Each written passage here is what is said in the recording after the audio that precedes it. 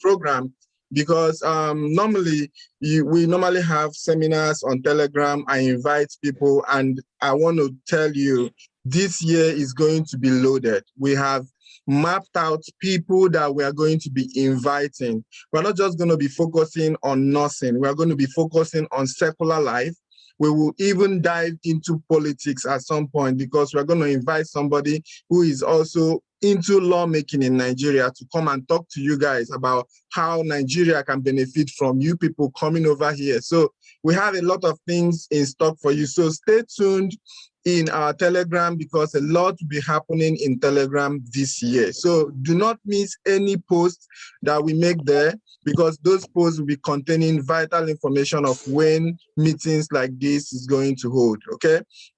So first of all, I know that this is a new year and everybody have made their new year resolutions, and people want to say, there's a post that we made recently on our Facebook, and we said, do you want to start your process now, so that by the ending of the year, you may spend your Christmas in another country, in UK, in US? And people were saying, how possible? People, it is very, very possible that if you start now, you'll be able to relocate before the end of this year. Maybe not US, but at least if you start your UK process now, do everything you have to do, you might be in the UK spending your Christmas in snow. So I said in snow because UK always have a white Christmas. All right, so I want to go into our presentation a little bit before we have our first guest. Okay, so first of all, I want to say something. We all make our New Year resolutions, but something comes to stop us from getting what we have to get from our New Year resolution, and that thing is procrastination. So I usually try to start all my presentation in a funny way. Say procrastination is not your biggest enemy. So I said procrastination is your biggest enemy, not your village people. So some people think village people are there thinking about you every time. Come on, they have a lot of things they think about too in that village. So what is your biggest problem is your ability to say what you want to do today, you push it forward to tomorrow. So procrastination is not good. You should make sure that it's not part of your life. All right, so we have somebody that will be welcoming today. Her name is Augusta Oswago. Augusta is residing here in the United States, and she'll be talking to us on briefly about her life, her experience, what she has, what she thinks about her migrating to the United States. So Augusta is here with us. Augusta, please, can we see you? Where are you? Can we I want to spotlight you from wherever you are. I am here. Okay, Augusta, welcome. Nice to see you and nice to meet you again here on Zoom. How are you? How are you doing? I'm doing fine, and you? Good. I want to be able to spotlight you. Where are you exactly? Can you? Oh, good. Okay, well, now I'm going to pin right you. now? Okay. Let me pin you to the screen so everybody can see you. So, Augusta, I want to thank you so much, because you just came out from her night shift, and she was like, no, I'm going to do this. I'm going to talk to people because of the love, the joy she has, in the passion that she has in helping people. So I really, really appreciate you, Augusta. Thank you so very much. I will not take your time because we have a lot lined up today, but today I'm going to be asking you some essential question that I know that is the question that so many people in this Zoom presentation has. So a lot of people have some questions, and I've sampled opinions, and because of my experience in the field, I have already, known what fears that people have, the concerns that people have when they are still back home in Nigeria. So I'll be asking you a few of those questions, and I'll be requesting that you give us your honest answer to them, okay? So first of all, I'm going to ask you, how did you hear about the dream, the United States dream? How did you hear about the whole process? Well, thanks for having me, and welcome everyone. Good to be speaking to all of you this morning. It's morning here. Okay, so it was out of curiosity that I heard. I actually didn't hear about any agency from anybody. Nobody introduced me, but I was just so curious. I got so tired of, doing one particular in Nigeria, and having worked for so many years, there was no growth, and so I just started searching for something else. So I came across my Facebook, and I just submitted my. I did not remember anything about that whole thing until a few months later they contacted me, and so that's how it started. It felt so good to it felt so real. Like I told some people, they were like, Augusta, I'm not sure, it should be fake, but faith and continued, the journey, because it felt so unreal because of the kind of packages they told me about, but I just, went into my room, and that's how, I started the journey. Yeah. Wow. So book, yeah. Wow. See, there's something I'm picking from here. Mind you, if you don't have your jotter, if you don't have your pen, I have mine. I'm already jotting down, writing down what she's saying. One thing that she said that is very important to me is she got tired of where she was. You have to look around you. If you're comfortable, maybe this program we're having today is not for you. Okay? If you're comfortable, maybe the program we're having here today is not for you. I'm going to mute everybody again. Please, and please. I just want to focus on talking and presenting. I don't want to focus on going to mute everybody every time. So please kindly mute yourself when you want to, talk, so everybody will not be hearing you. All right. So she said something. She said she got tired of the environment, the hospital system, the whole thing in Nigeria. She got tired of it, and she decided to just take a leap of faith and begin to walk towards another career in another country. And nobody told her there is Avant, there is this, but she went searching. Some of you are privileged to have good friends that have, told you, introduced you to so many opportunities out there. Thank God for them. But here is someone who didn't have that opportunity and was still able to find her way out of the country just by searching. So you have to have that inquisitiveness. You have to have that quest. That quest has to be there. You have to have that that mentality of, okay, I can actually do better than I am doing now.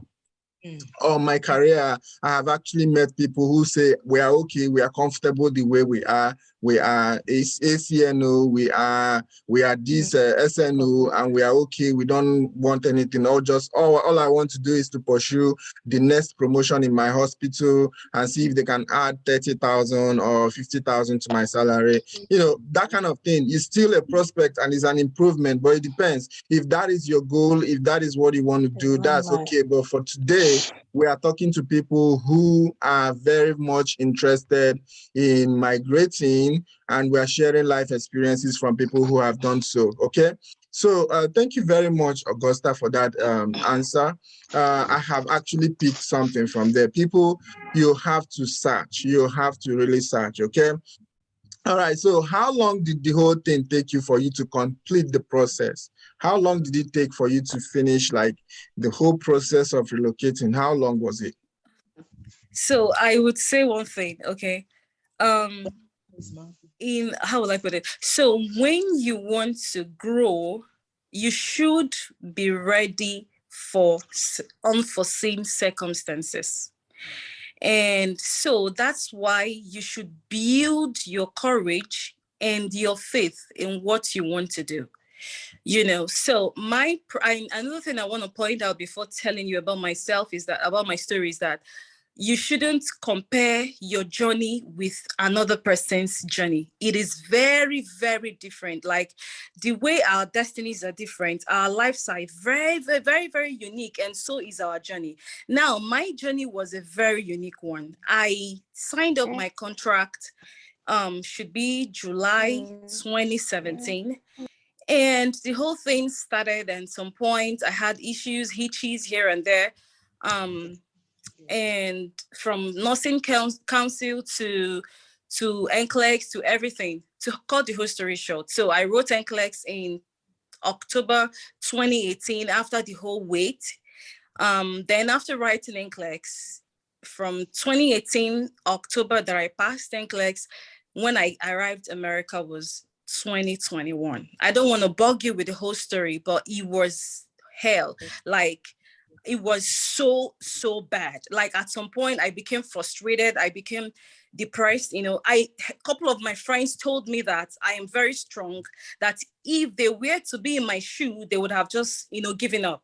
At that point I was waiting. A lot of people gave me so many suggestions: go to Dubai, go to this place, go to that place. But I am one kind of person that nobody pushes me about. I don't need your opinion. I just, what I want to do, I faced it squarely, so I just focused on this journey. And this journey took about I'll just say 3 years or 4 years, Wow. before I arrived here. Wow.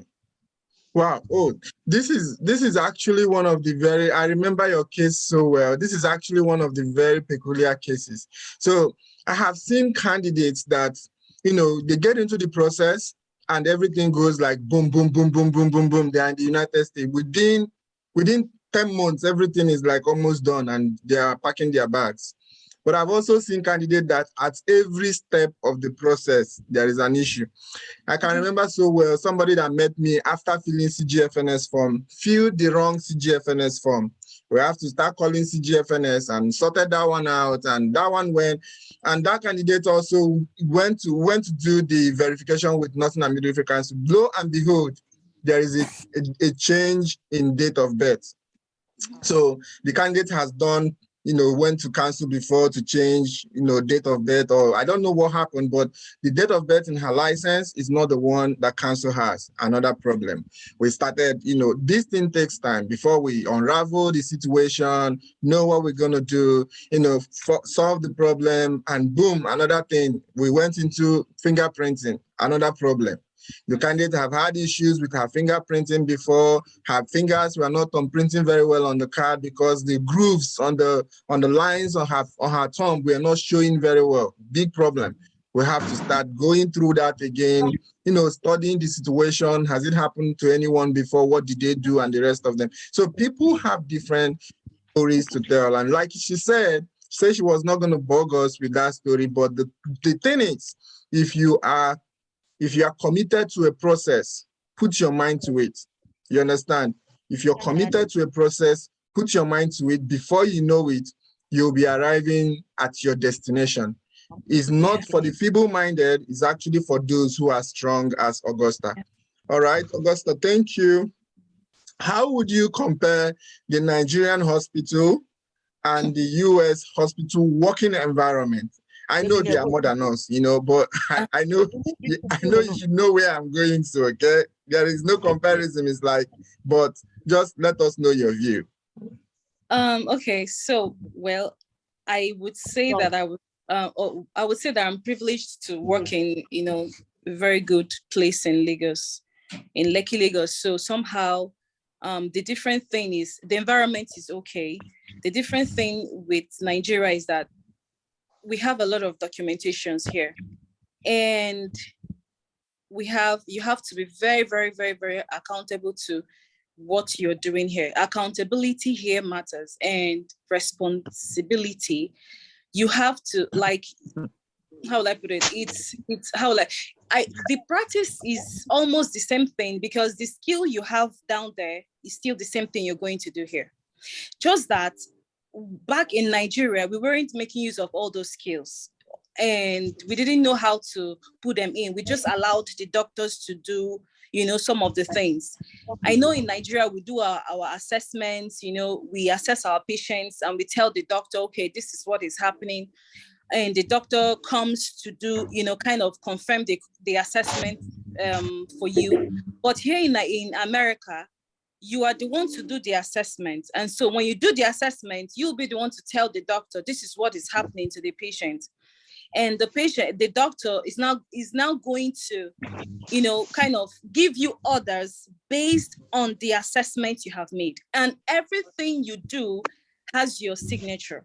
And so that is why you will be definitely accountable to every information you give out and everything. So that's here is strict here, because there are rules. the patients know what they are doing. It's not like in Nigeria where, you don't give your patient information. You can just do it anyhow. They don't know their medications. They don't know the side effects. Here in America, the moment you're giving your patient medication, you will first of all tell the patient all the medications the patient is going to take. The patient actually knows the medication even more than you.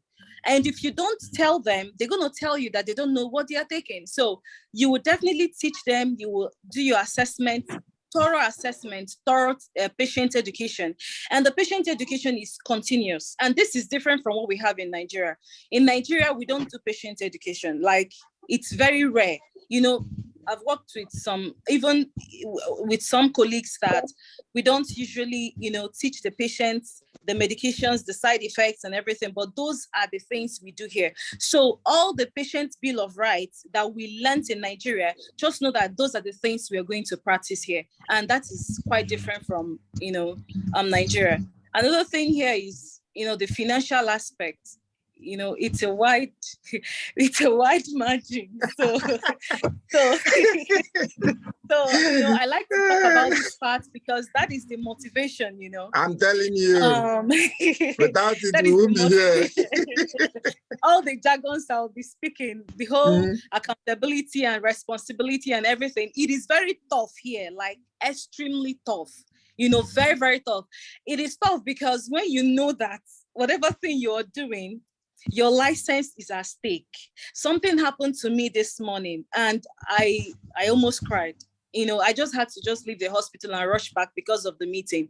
I almost cried because I was just thinking, I don't know the consequences. I don't know. So those are the things you're going to be saying. Back in Nigeria, if it happened in Nigeria, I may not really bother so much, But here, even the person you're going to hand over to, they know how to report. It's Americans will report you. It's not like in Nigeria where you do something, someone will cover you up. No, they don't cover up anything here. It's difficult for anybody to cover up for anybody. And so that's why when I'm talking about this, I always bring up the financial issue or the financial gains, because that is the only thing that will motivate you. Okay, so when you think about the money, that is going to go into your account at the end of the week, or at the end of the 2 weeks, it kind of boosts your morale, but yeah, that is it. Okay, wow. I hope all of you are listening. Is everybody gaining something? To the comment section, please. Are you gaining something? Please, if it is yes, comment on the comment section. I want to see you all comment, please, because we need to know if we are actually talking to you people, or some people just put their phone on and they are cooking or they are doing something else. They are not even listening to us. Please, I have people in the waiting area, more than 50 people in the waiting area now. We can't bring them in because we are maxed out our number, which is 100. So if this is not important to you, that's okay. You can exit the room so we can let more people in and have them benefit from this. But if it's important to you, I believe it is, there are more information that we'll also be sharing today, okay?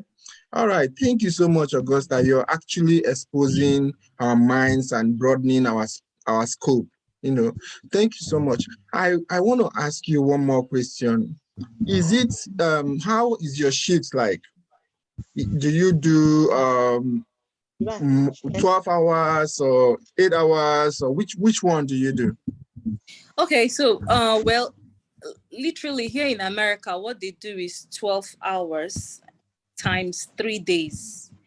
And so that's about 40 hours. It's 36 hours when you calculate it, but they just is 40 hours in a week. That's what you do. But if you do your only 40 hours, you may not really get so much money. So personally, I love to work. I love work.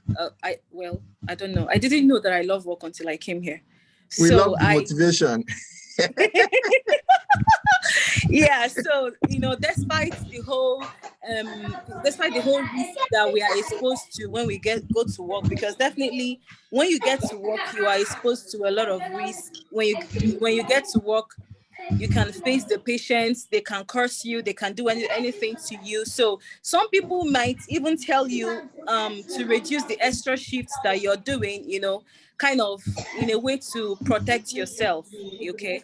But right here, I work not less than 68 hours in a week. Sometimes I do 82 hours a week, and that's like 6 days in a week. You don't have to be like me though, because it's not easy. But if you can do it, that's one way you can actually make more money and gain more experience. Not just making more money. I mean, I am just months here. Okay, almost 1 year here, and the kind of growth I have achieved is very, very tremendous. Like my Ah, growth is really tremendous in many ways. wow, Yeah. just in 1 year, Yeah. just barely 1 year in the US. Yeah. Wow, wow, wow, wow. Okay, now I will skip the next question because yeah, I will skip it. But I'll go to the next one. You said, have you experienced, because you said some people might curse you. I know some people now right here will be thinking, they will be cursing us there, they will go. Can you explain to us, have you experienced any kind of racism since you got here? Is there anything that have happened since you got here that you feel really bad about? Me, I like to be realistic, okay? Sure. This is the place to tell the truth. So and everyone here It's the court of public opinion. yeah, of course. And we are all nurses. So back home, there are patients, there are people you meet, and they are not just satisfied with what you do. No matter what you do, they are not satisfied. It's everywhere. And that is, it's everywhere, yes. And that, in fact, there are people that you even meet and they're going to tell you they don't like you. They don't like you. They don't want you to take care of them. And that is back home. Now, imagine here in America where, there is cultural diversities and, language barrier, So back to the question, I have experienced, I don't know if I should call it racism. I don't know what I should call it, or someone detesting you. But there are times that you will take good care of the patients and you did everything. The patients will even tell you, oh, thank you so much, Augusta. Thank you so much.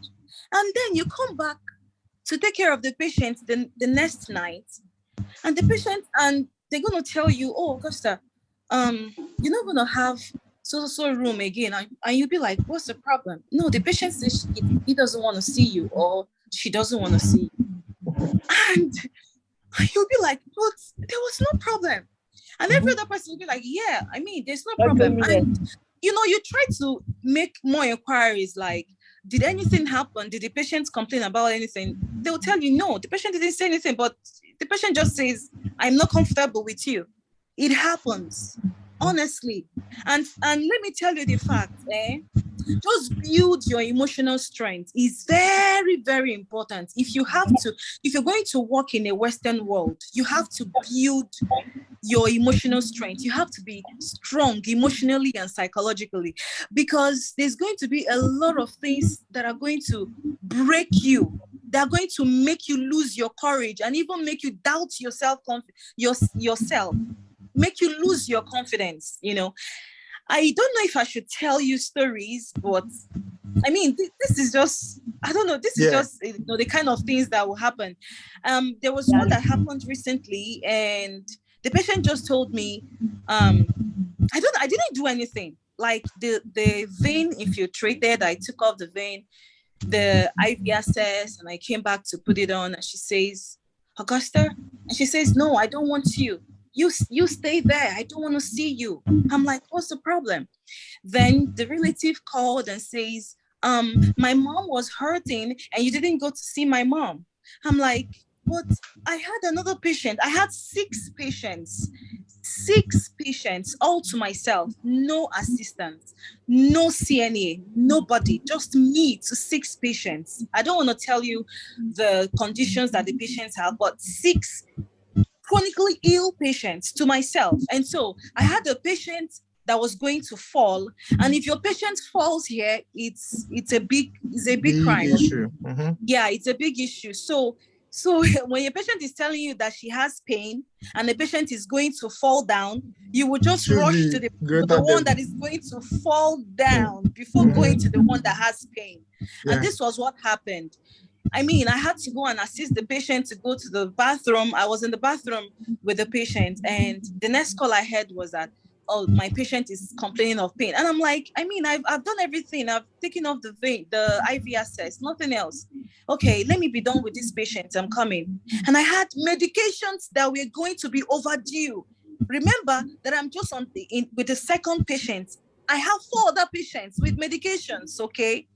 And then I rushed out. I just made the other patient comfortable on her bed, put in her bed alarm, then went back to the other patient's room. And then she told me, no, I don't want to see you. You stay there. I don't want to see you. I'm like, what did I do? And the daughter was on the phone. No, I don't want you to take care of my mom anymore. To cut the whole story short, I was floated to ICU 3 weeks later, and I met the same patient. They gave her to me. The moment she saw me, she didn't recognize me, but she had my name registered in her head, okay? Now, immediately I went into the room, I took care of her, she said, thank you. Then 1 hour later, she told me, no, I don't want to see you. I'm like, what happened? To cut the whole story short, okay? Yep. Someone else, another nurse who is a Black nurse, but she's Black American, took care of her, and something happened. I don't know what happened. So they called me the next day and told me, Augusta, your patient is a racist. I'm like, really? I'm like, I never knew. She said, no, I think she is a racist. What happened? She did the same thing she did to me. And I told her, I'm like, well, I don't know, but maybe I didn't do something good. Okay. So now this is like answering the question. You will, you're coming here to take care of people. And mind you, everyone you're going to take care of are people who are desperately in need of something. Every sick patient is in desperate need. So don't take whatever thing they're going to tell you or whatever thing they're going to do to you or they will throw at you serious, okay? Lie to get pain medications. Apologize, and just move on. Okay. Wow. That's good. So there's something I also gained from what you said. I remember back then when I worked in Nigeria in different hospitals where I've been, there has been also cases where you see some patients and they don't just like you. The patient look at you. Everybody, see, this whole world is divided across anything you can think about. Things that even what we don't even recognize divides us. For instance, you go to Nigeria and you're in a hospital and you're working there, and maybe somebody from another tribe comes and say, I don't want this person to take care of me because you're from another tribe. Can you get me somebody from my tribe? That kind of thing. Tribes, anything, it can happen anywhere. So different things come in to divide us. But to God be the glory, we still have good patients that accept and appreciate what we do. Here in the US, we've actually met, I know Augusta, the same thing applies to you. I know you have met very good patients, people who write you cards at the end of nobody has done that to me in Nigeria, but back here in the US, you will take care of patient, they will write you card, they will give you flowers, that kind of thing. They give you gifts, flowers, write you a very nice card, say so many nice things about you. And you know what? When they do that, the hospital takes it up and put it maybe in a wow moment or put it in their internet or in their maybe some form of communication to let everybody know that the patient that comes to their hospital appreciate what they do for them. And that is actually amazing. All right. So actually, I have another question about describing your transition, if that is what I'm seeing here. Describing your transition, but I think you've talked about it somehow when you were describing how long it took and everything. But I will just ask you one question. I understand that you are just like 1 year in the United States and you have made a lot of achievements. That's why we chose you and brought you to the program. But the question I want to ask you is, are there academic opportunities? Are there opportunities for academic advancement in the US? Have you seen any? Have you explored any? Do you think is a place that, because so many of our viewers today may have their masters, they want to do their doctorates. Is it something, some people are actually RN, like diploma nurses, and they want to go for their BSN, they want to do a bridge program, or they want to move from BSN to masters. Have you really seen some of those things in the United States? Yeah, well, actually, one of the reasons I chose America is its flexibility, okay? So America is very flexible in academic growth, professional growth. I mean, your growth is going to be exponential. I'll just use that word. So here in America, there are so many programs you can do. You can run your BSN program, like, I went to BSN, and it takes just within 15 months, you're done. Some people do it 1 year, and you do it online. You still be going to school and be doing your job. It doesn't stop you from working. It's tedious, but it's doable. And I have a couple of colleagues too that came earlier that started done with their BSN and already doing their nurse practitioner program. Some are doing their DNP, so even if you want to do a business program, there are just so many choices here, okay? And then you don't need to bother so much about how much you're going to pay. No, like most of this money doesn't come immediately. It's most of the times it's just student loan. Then after your cost of study, you will start paying them little by little. That's one good thing about America, the whole credit system. So I would say that the growth here is America encourages people to grow. You don't need to strive so much to go to school, unlike what we have back home. Okay, that before you do your BSN is a big problem. I'm telling you, it's a big problem. I remember back then, people were traveling out from maybe Owerri, they traveled to Maradi. There's a place they call Maradi. I think you have to cross the border and leave Nigeria somehow. You go there and, go there for some, I don't know how the program was running, but you do that, and at the end of the day, you get your, but you have to pass through a lot, and the risk involved, the safety, you talk about insecurity, and people are, doing all that. But, if it's something you haven't really started and you're in this program and you want to give it a try, I think you can be thinking about coming here and doing your PSM program or your master's program in a very short time, and with all the flexibility that we talked about today. Wow. Thank you so very much, Augusta. Thank you. Yeah. One more thing to add. You. Is that what now? Yeah. So one more thing to add. Okay. Yeah. So there's one good thing that I like about this place, and that thing is that there's this kind of reward system in the hospital. So many awards, that you're going to win, and some patients write some kind of a gift card to you.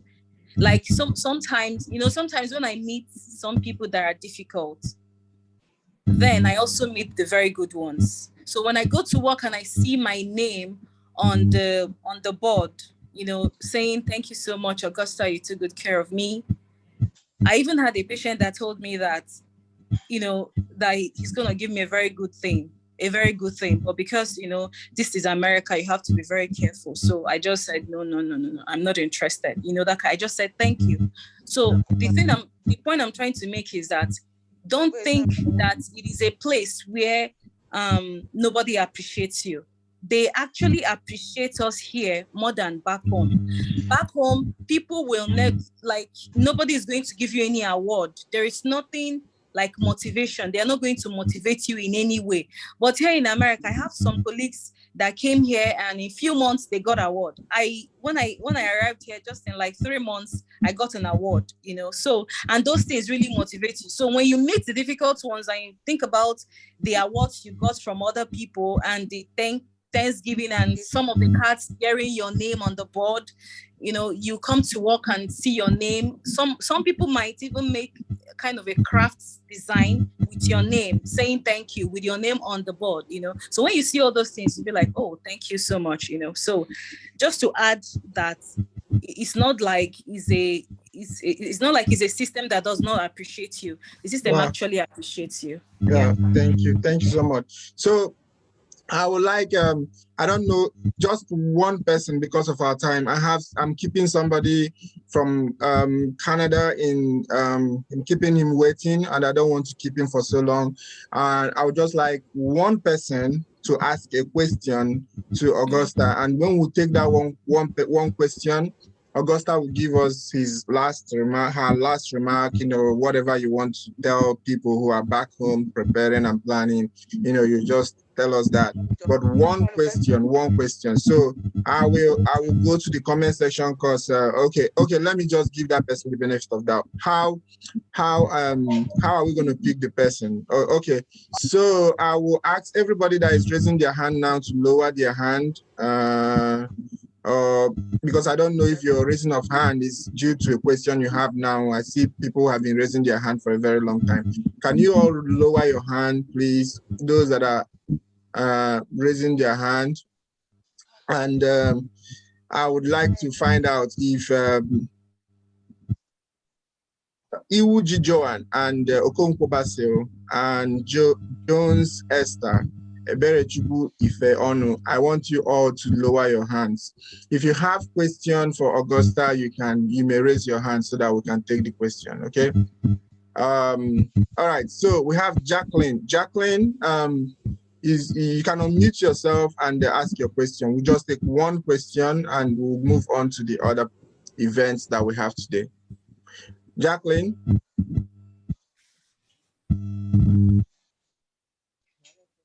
Hello, Jacqueline. Hello, good evening. Good evening. How are you doing? I'm good. And how are you? Good. So you can just go straight to your question. For Augusta is yes. Okay, my question for Augusta is this. She mentioned leaving for the US or preparing for it from 2017 and finally got there 2021. My question is this. Right now in Nigeria, some of us are being confused at the processes of having to write NCLEX. Some people will say it's not feasible here in Nigeria. Some will say it is. But most of the time, people say it's not feasible. So my question is this. People who are migrating to the UK first and then going over to the US from there, is it okay? Or the best is just to file everything and then go? Where exactly would you go? Or would you write the NCLEX? How long will it take to register? And even when you've registered and maybe you've not completed it, how long would it take for it to expire? That's my question. Okay. Your name is Jacqueline, right? Thank you. Yes, my name is Jacqueline. Thank you. Well, if I got your question correctly, you are asking how long it takes to write NCLEX and if it is better to go to stay in Nigeria and write the NCLEX and process or go to UK, right? Is that your question? Yes. I guess that's the question, yeah. Okay, so now, you see, the whole US process is something that is unpredictable. I keep telling my friends it is unpredictable. So, and you can't judge from just one person's experience. There are people that their process was really, really fast. And then the good thing now is that there is a center in South Africa. Some people say they are experiencing problems with getting a visa to write NCLEX in South Africa. But then there are centers in UK. Now, I would say this, if where you are is like you're on a hot seat or they are using needle to choke you, there are some workplaces in Nigeria that you just be there and it's like they're using pins, to trick to trick you, like, just get out of here. You just want to leave. What I'm trying to say is that you're not comfortable where you are. You just want to leave. Now, if you're that impatient, I would say that going to UK will be a best bet for you, so that you just it's more like a transition. You have your destination where you want to go to, but then it's like going to UK and staying for some time, then making the process from there, such that even if the process is very long, you're not going to get frustrated. Because for some of us, we got really, really frustrated. I will tell you the truth. I was frustrated. Okay.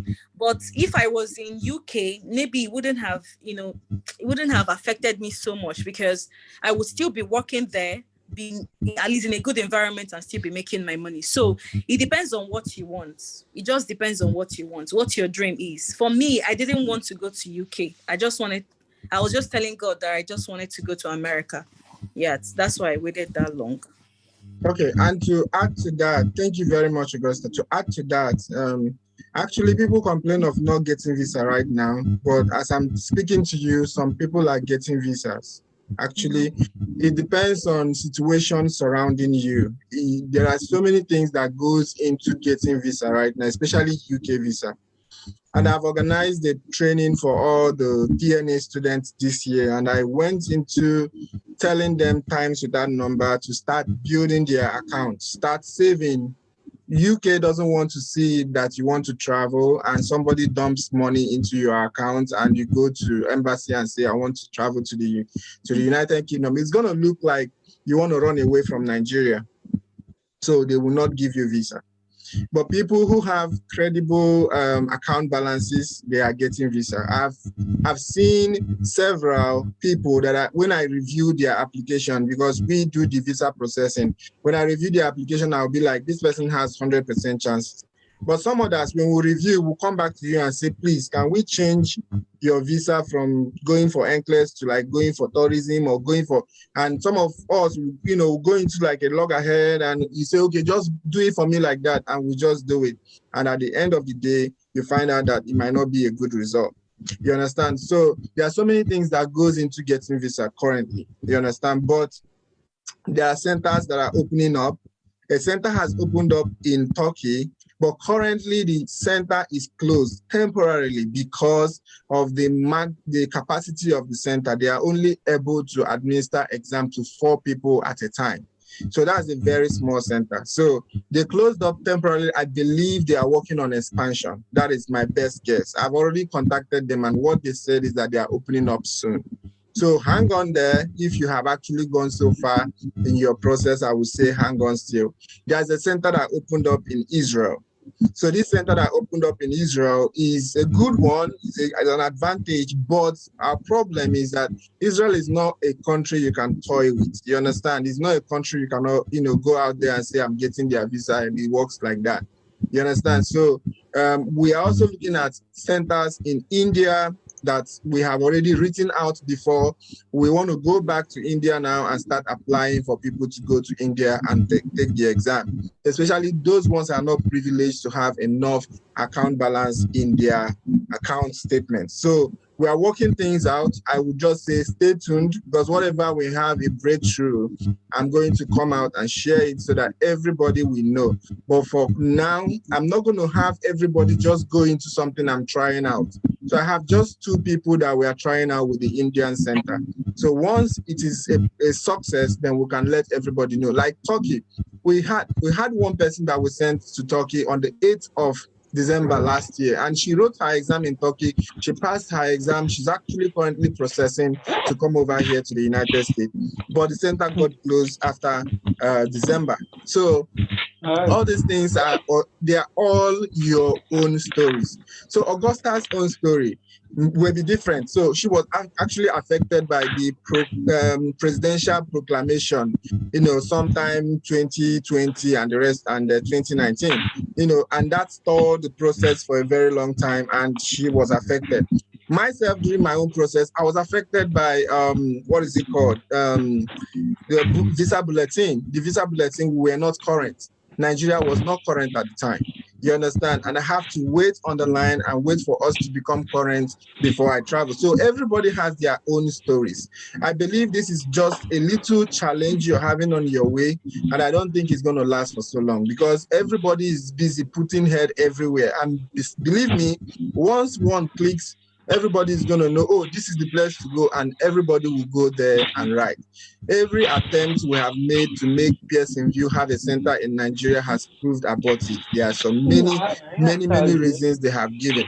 Okay, so but now what we are looking at is going to places where you can testing there and coming back to start immigrating to the United States. So that being said, I wouldn't like us to dwell so much on that, but Augusta has her own challenge. There's people that also do not spend as much time that Augusta spent on the process. I mean, many people actually do not spend as much time. So it depends on peculiarity of the process and what is happening globally when you are testing. So people that are testing now, I'm actually very sorry, and I feel for you people because, you know, COVID came and, you know, brought its own challenges, and now visa issues, and, you know, I know it may be too much for you, but I don't know, but I just feel like God says he will not allow what is more than you to come to you. If you fall by the way because of all these challenges, I don't think you're meant for the process. But if you're really meant for the process, keep on pushing, keep on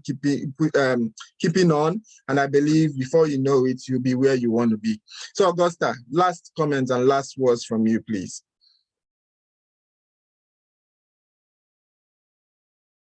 Can you unmute yourself? I muted everybody because I was getting background.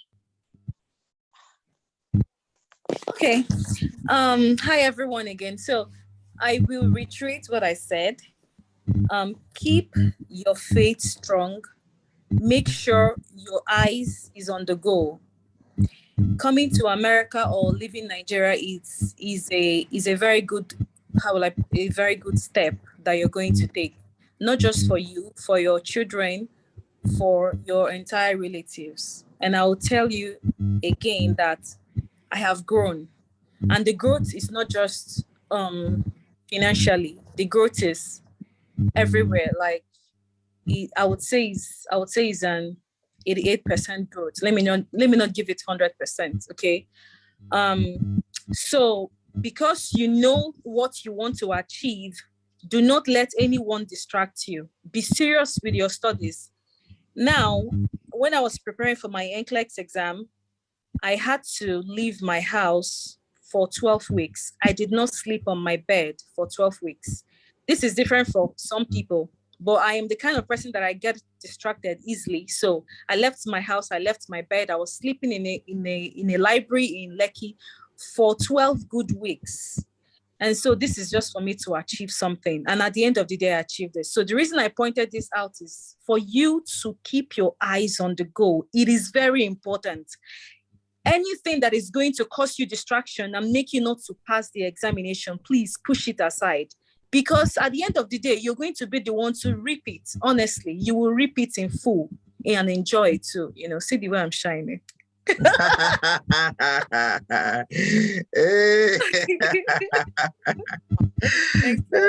Thank you so much. Thank you. And she's really shining. So let me tell you people. So the Augusta is actually my candidate.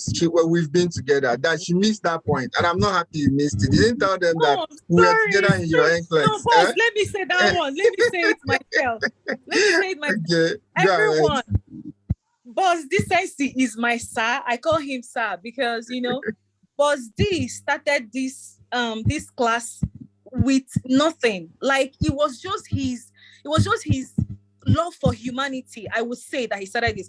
I remember one certain time I reached out to him. The way he used to teach us, you know, back then, that was in 2018 August. I'm like, boss, how do we pay you? He said, no, we are not going to pay you. Another time, I'm like, after 1 month, I'm like, boss, but how are you paying all those people that, you know, used to teach us? How do we, you know, appreciate you? He said, no, nothing, just relax. Omo, I said, which kind man be this? Omo, make I tell you, there is nothing Boss D will ask me to do for him now that I will not do. I I enjoyed his gifts to humanity. He's a very kind man. And so, Thank and you. after being a student, I also became a facilitator in Decency Yeah. Academy. And just because, say, as we don't reach here now, you know, time and everything, I'm not really so much in the class, but I am still one of them. And Decency Academy is a very good place to stay, honestly. Thank you. Thank you so very much, Augusta. And thank you for all the good things and all the good times that we shared together. Actually, you did great. You're one of my best lecturer. We miss you. We know you're coming back. You know, it's just repositioning, just reposition. Yeah. We are building something big, and I know you're going to be part of it, okay? Yeah. All right. Thank you very much. And we really appreciate your time. I know you're getting, a little bit sleepy and the rest of them because you're just coming out from, but I just want to say thank you. Thank you so much. Okay. Thank you. And we're going to go. All right.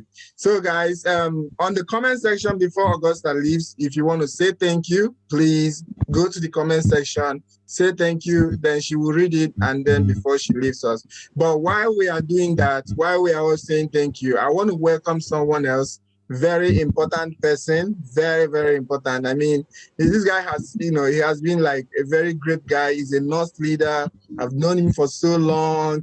He immigrated to Canada, and I was asking him, no, come to the United States. He says, no, I want to stay in Canada. So today we'll be hearing from him and finding out why he wants to stay in Canada. So just watch out, guys. We're going to be letting Mr. Ezra. Mr. Ezra, just say hi wherever you are, so I can pin you to the screen so everybody will see you.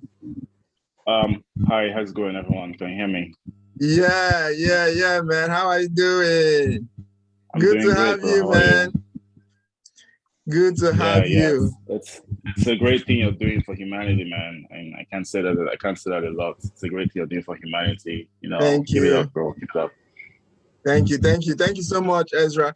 Thank you. Ezra is like a very good guy that I've learned so much from, and I believe you guys are gonna be hearing from him today and also learning from him. So actually, Ezra's slide is down because I wanted to space the presentations, but I'm gonna let him come first and give his own talk. Then I will go through what I'm gonna do. So what I'm gonna do now is to quickly run through my slide. I'm not gonna talk, but I'll just run down and get where I have questions for Ezra. Okay, so guys, if you want to close your eyes so the slide will look new when we come back to it, just do so.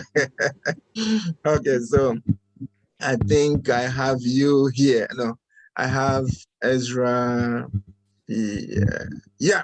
So this is the person we are talking about. Ezra is a bachelor. He did his bachelor in nursing in the United Kingdom. He finished it and came back to Nigeria, worked in one of the very high hospitals in Nigeria, one of the top best hospitals in Nigeria. And that's where I met him. And after working there, he actually did his master's again. Okay, no, let me take it back. He did his bachelor in nursing in Madonna University, Nigeria. And then he did his master's in the UK.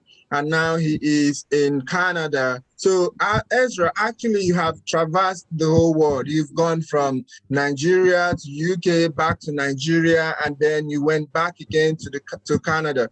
So I want to ask you, what is really driving you? What's the driving force between, with all this movement going back to UK? Why didn't you stay in UK? You came back to Nigeria. Can you share some thoughts about the movement with us? Yeah, thank you for giving me this. Thank you for giving me this space, Decency. I went to the UK from Nigeria to do my master's degree in public health, because at the time I felt like there was a niche between nursing and public health. So I had to diversify a little bit. I've always loved to travel. Even while I was in Nigeria, I used to volunteer with the Red Cross in Nigeria at the time. So I've seen a different kind of system. In the UK, they run it's like a capitalist run system, just like the United States. And a lot of people can have the opportunity to grow, to develop, to prosper in their life if a capitalist run system is being run in the States. So I thought to myself, I think I'm better off in Canada. because Canada, we run a socialist run system where everybody's given the opportunity to grow, to be wealthy, to be rich, to run for offices and all that stuff. And being a Nigerian as well, I'm already born with resilience. I'm already born with, that drive to keep going forward. So I wanted to stay in the UK, but at the time I was like, nah, I'll just come out to Nigeria, practice a bit, and work my way to Canada. That was what I did. Oh, good. That's very interesting. So, guys, you've all heard it. Different things about different countries. So, somebody went to the UK, and I have a lot of people right now. My candidates, most of my candidates now that are ready for NCLEX, most of them are in the UK. And I used to ask them, why do you really want to leave UK? And they give me a lot of reason. The tax system, they work so hard and they get so little. At the rest of and at the end of the day, they want to actually leave the country. So actually, what you're saying is something that I've actually seen happening, and I'm glad and happy that you were able to make it to Canada. So how long did the process of going to Canada? How long did it take you? Well, for me, it took me close to 2 years to come to Canada, because I came here as a permanent resident in 2018.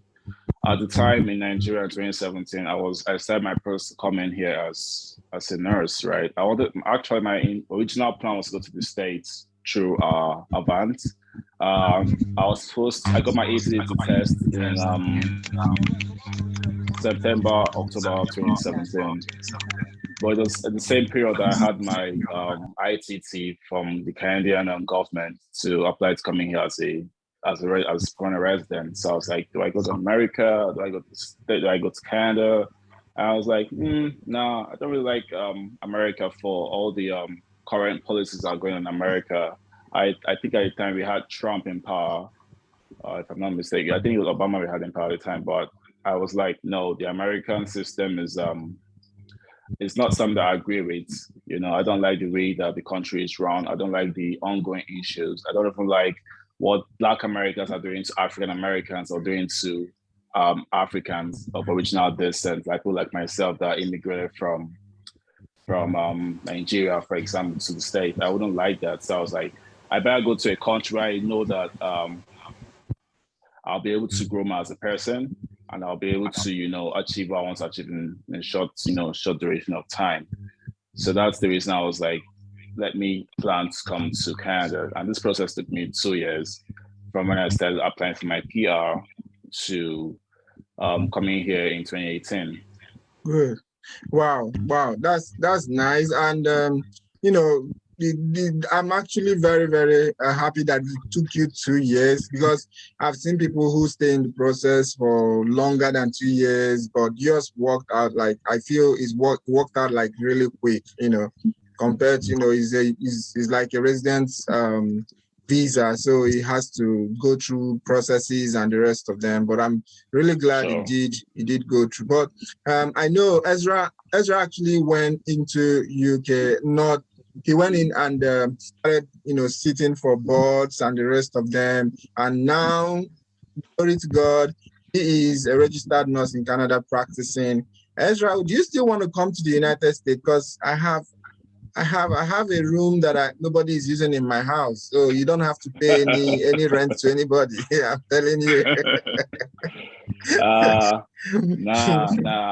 love it. I'm Canadian now, by the way. So the process didn't take me that long, from just my 3.5 years. So I'm Canadian now, and I don't think I would like to miss anyone. If you can see my outside my house, it's snowy, but I love it because I don't think I'll rather be in America with all the heat and everything. So I love we have Canada. snow too. We're gonna have a snowstorm.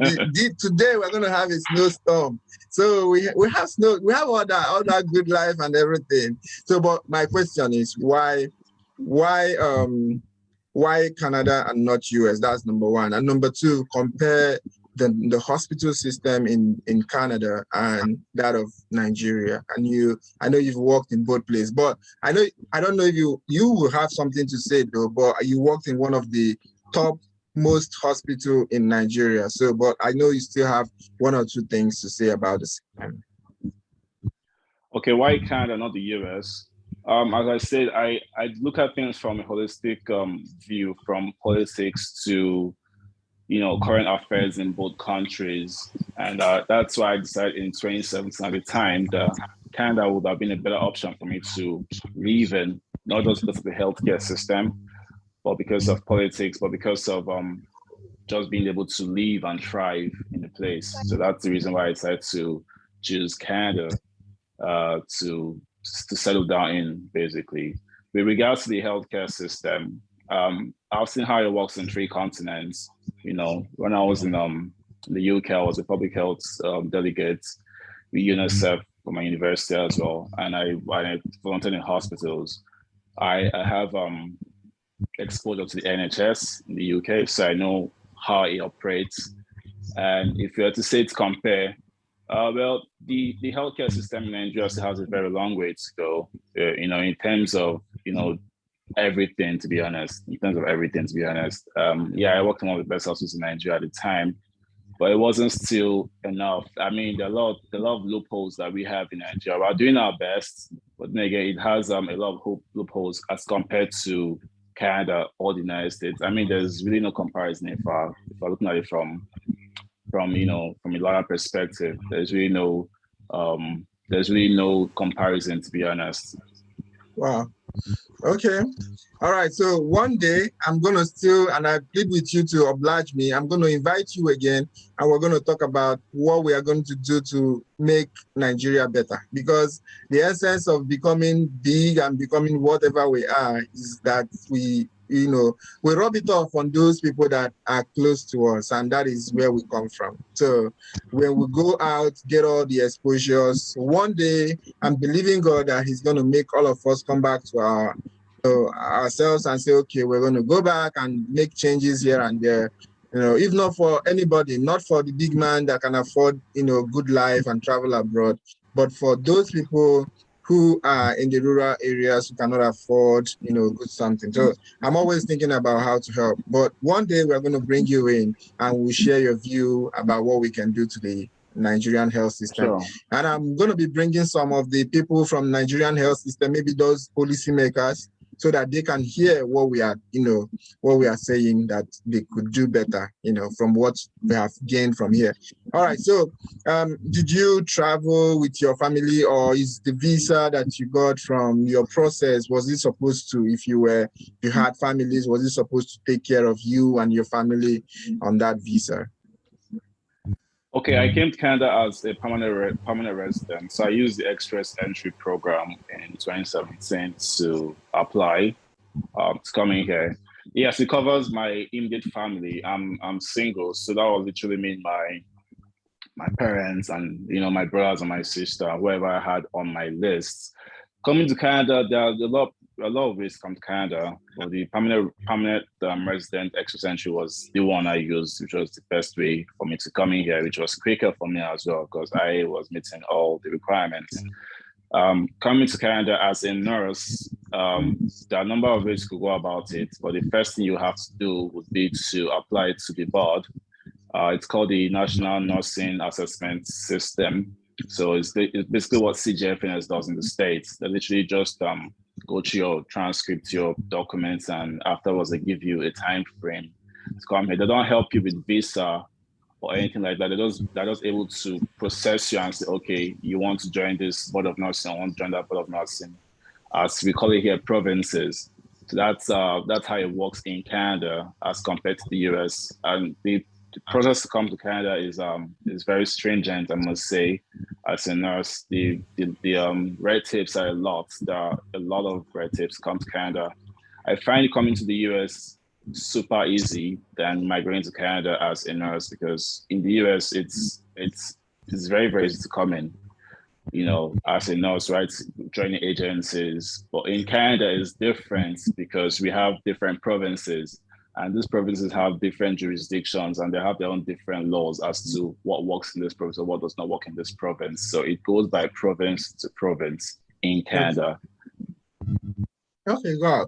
Wow, that's good. Okay, no, so now if you were meant to travel with your immediate family, you had that privilege to travel your visa covers your family, and so is also the visa for the United States. The EB3 visa covers you and your immediate family, and that's about it. So the next thing is, I know you were going to be honest with me in this, but have you experienced racism since you got to to Canada?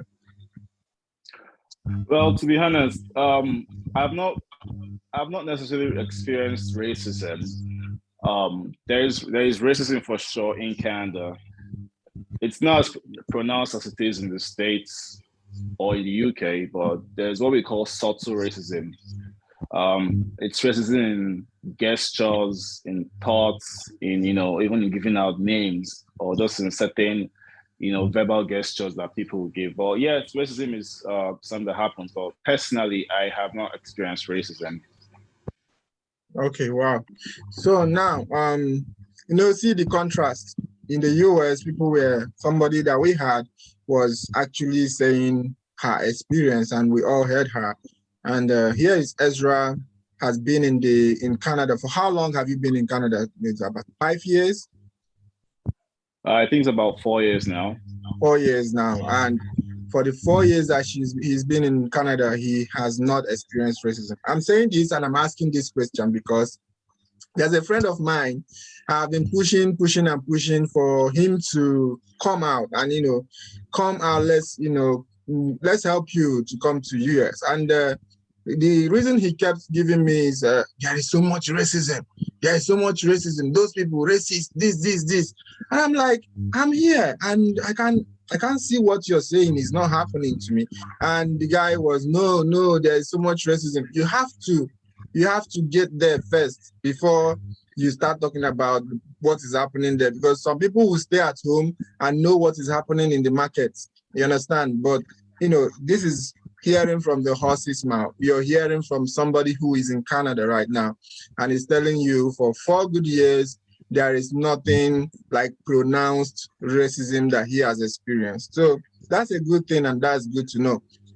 So my next question is about your process, the transition. I know you said a little thing about it, but I would like to ask, did you use any medium for you to travel? Were you just applying by yourself and doing the whole process by yourself, or you had people who came in and helped you? And during your taking off board and everything, taking your exam, how did the process go? How did it go for you? Okay, yeah, I actually started my process while I was in Nigeria in 2017 as well. I started applying to NNAS. My NNAS process finished sometime in 2018 when I got to Canada. Now, that was the first process. The next process was, okay, what is my province going to say? NNAS has approved me and they've passed my advisory council report to the province. Now, the province coming here says I have to go to a university because majority of the, actually, I would say like 95% of all the NNAS advisory reports for most Nigerians are coming to Canada from Nigeria. They usually say it's not comparable because there's usually one course or two courses or Canadian terminologies when it comes to nursing that obviously we don't teach in Nigeria, so it makes the process a bit difficult, right? So with that said, they will tell you it's not comparable, and it's not left for the province to now say, okay, you have to go to school for maybe 2 years to, do like a bridging program, or you challenge the NCLEX. Now, it's just because of COVID that I was able to actually just go to a different province to challenge the NCLEX because they had like shortage of nursing, shortage of nurses. So they were like, okay, if you are an internationally educated nurse and you have gone through the NAS process already, you can challenge the province, you can challenge the exam. And if you're able to pass it, great. They give you 2 chances. If you pass it, fine. If you fail it, you now have to go to the university and do those courses for at least 2 years. So as I said, it's all about from province to province. I was in Alberta province, and there is a long list of international educated nurses that are yet to even go to university there to just be able to get their RN. So that process took like forever. Then I went to a new province called New Brunswick, and New Brunswick was like, okay, hey, you're an industrial educated nurse, you're done with NNAS. If you can challenge the exam and you can pass, great, we'll give you the RN badge. Well, basically, usually it takes a while in Canada because you have to register with the province's board, and what the province will do they'll definitely tell you to go to school for 1 or 2 years. Unlike the States where if you just write to NCLEX, you're good to go, you start practicing. But here, the province nursing council have to assess you and see your gaps and see how they can help you build you to be able to be an RN in the system. I find the system kind of very, very, very tedious. I don't know why it's like that, but it's super tedious. It's not like they haven't paying us US dollars, Canadian dollars, but still. At least it's paying off right now. You want to have US dollar, but you don't want to come here and work. You want to be in Canada and have US dollar. It doesn't work. It doesn't work that way, my friend. I'm okay. I'm okay with my Canadian dollars just because it's good money. I have peace of mind. I can sleep. I don't have anybody shooting up through my window. They don't. See, Ezra, you need to just take vacation and come to US. Experience it first. You have to get here. When you come here, you find out. You think I'm dodging bullets where I am. Hey, no, I'm not doing that, my friend. There are actually places. There are places that everybody, even when you go to the internet, is everywhere. I believe in Canada also, you might have some places that they label like high crime zone. Places that you could go to.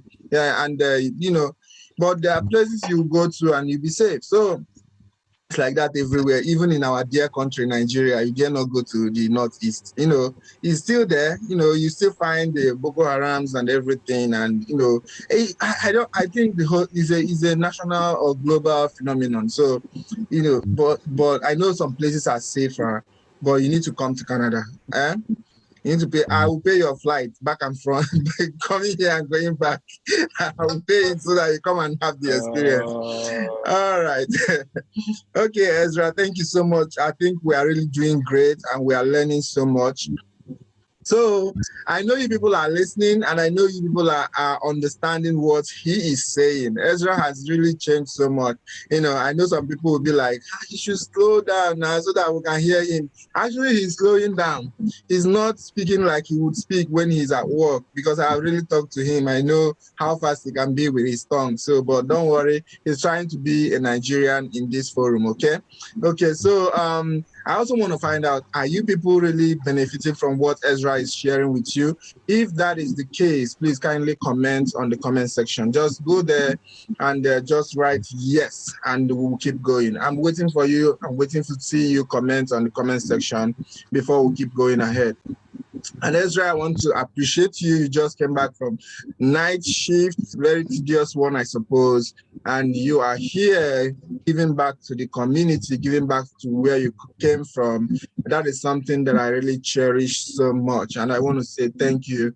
Thank you. And thank you so much. And, at some point in Ezra's journey, Ezra was also part of us in DNA. Ezra came in when he was challenging the NCLEX, and I believe we worked together in the NCLEX process and everything worked well. I'm so happy that he's doing so well for himself right now in Canada. I want to appreciate him so much for the opportunity. And I have just one question for him, then I would let about 1 or 2 persons ask him a few questions. Then we will be concluding this segment, and we'll have somebody else from the UK. So there's a contrast. All the people that I got here today, there's something that you will see that is peculiar to them.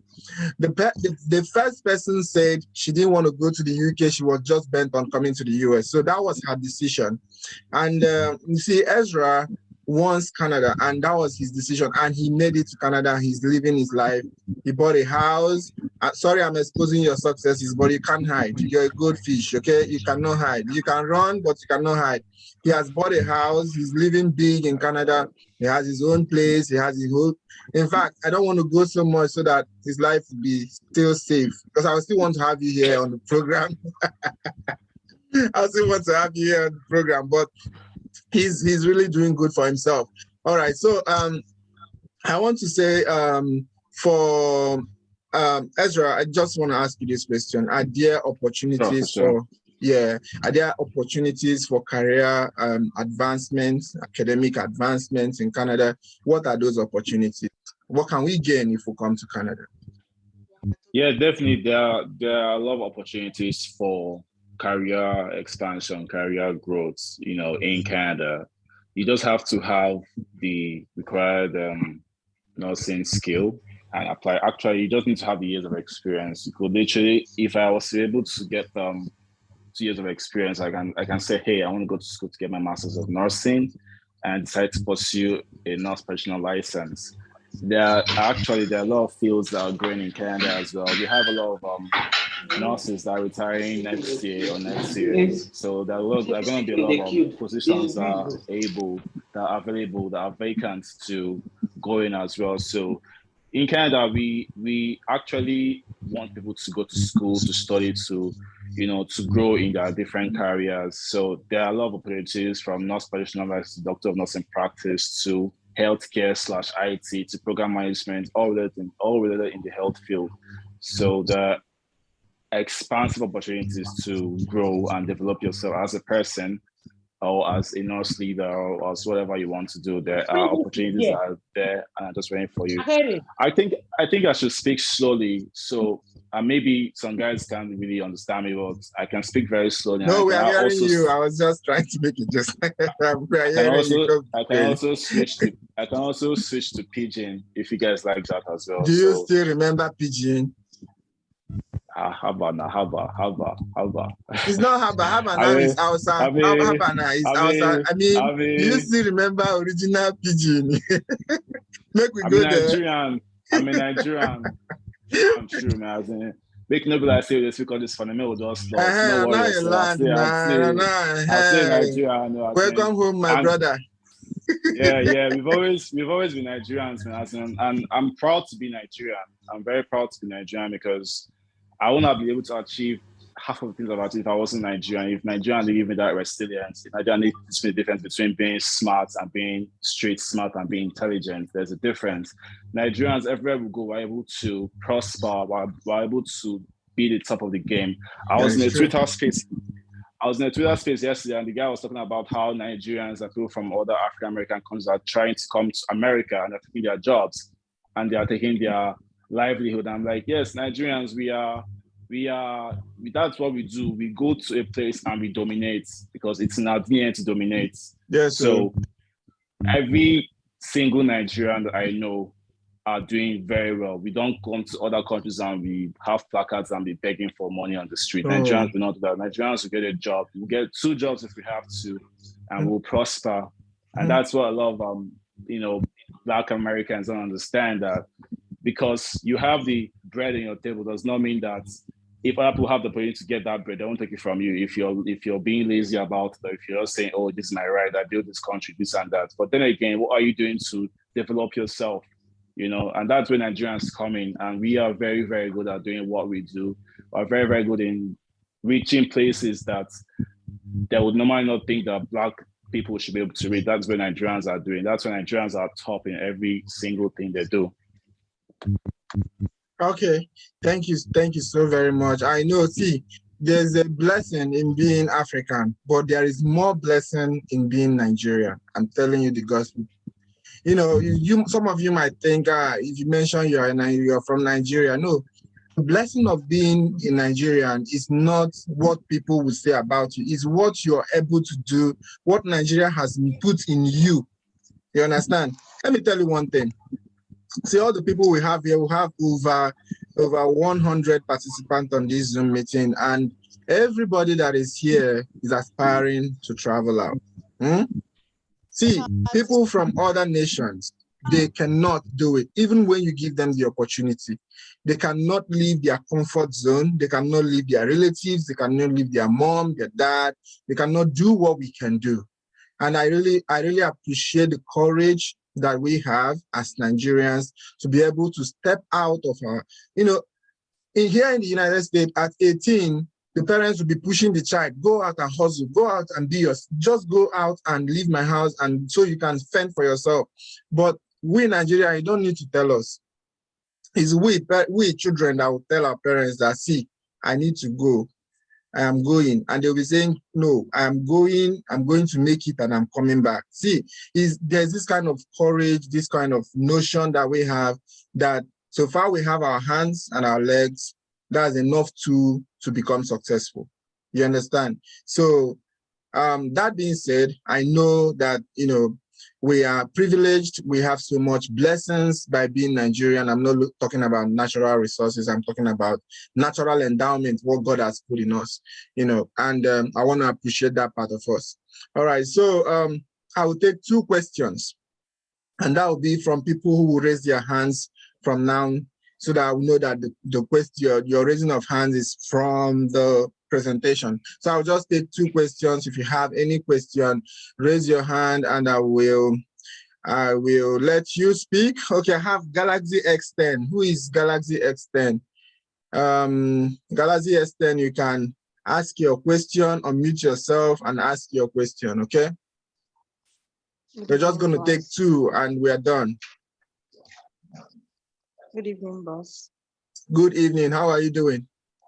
I'm fine. Is it Mr. President? Thank you so far for the orientation and the heart-inspiring messages from our colleagues over there that are already enjoying our future, aspiring to be like them soon.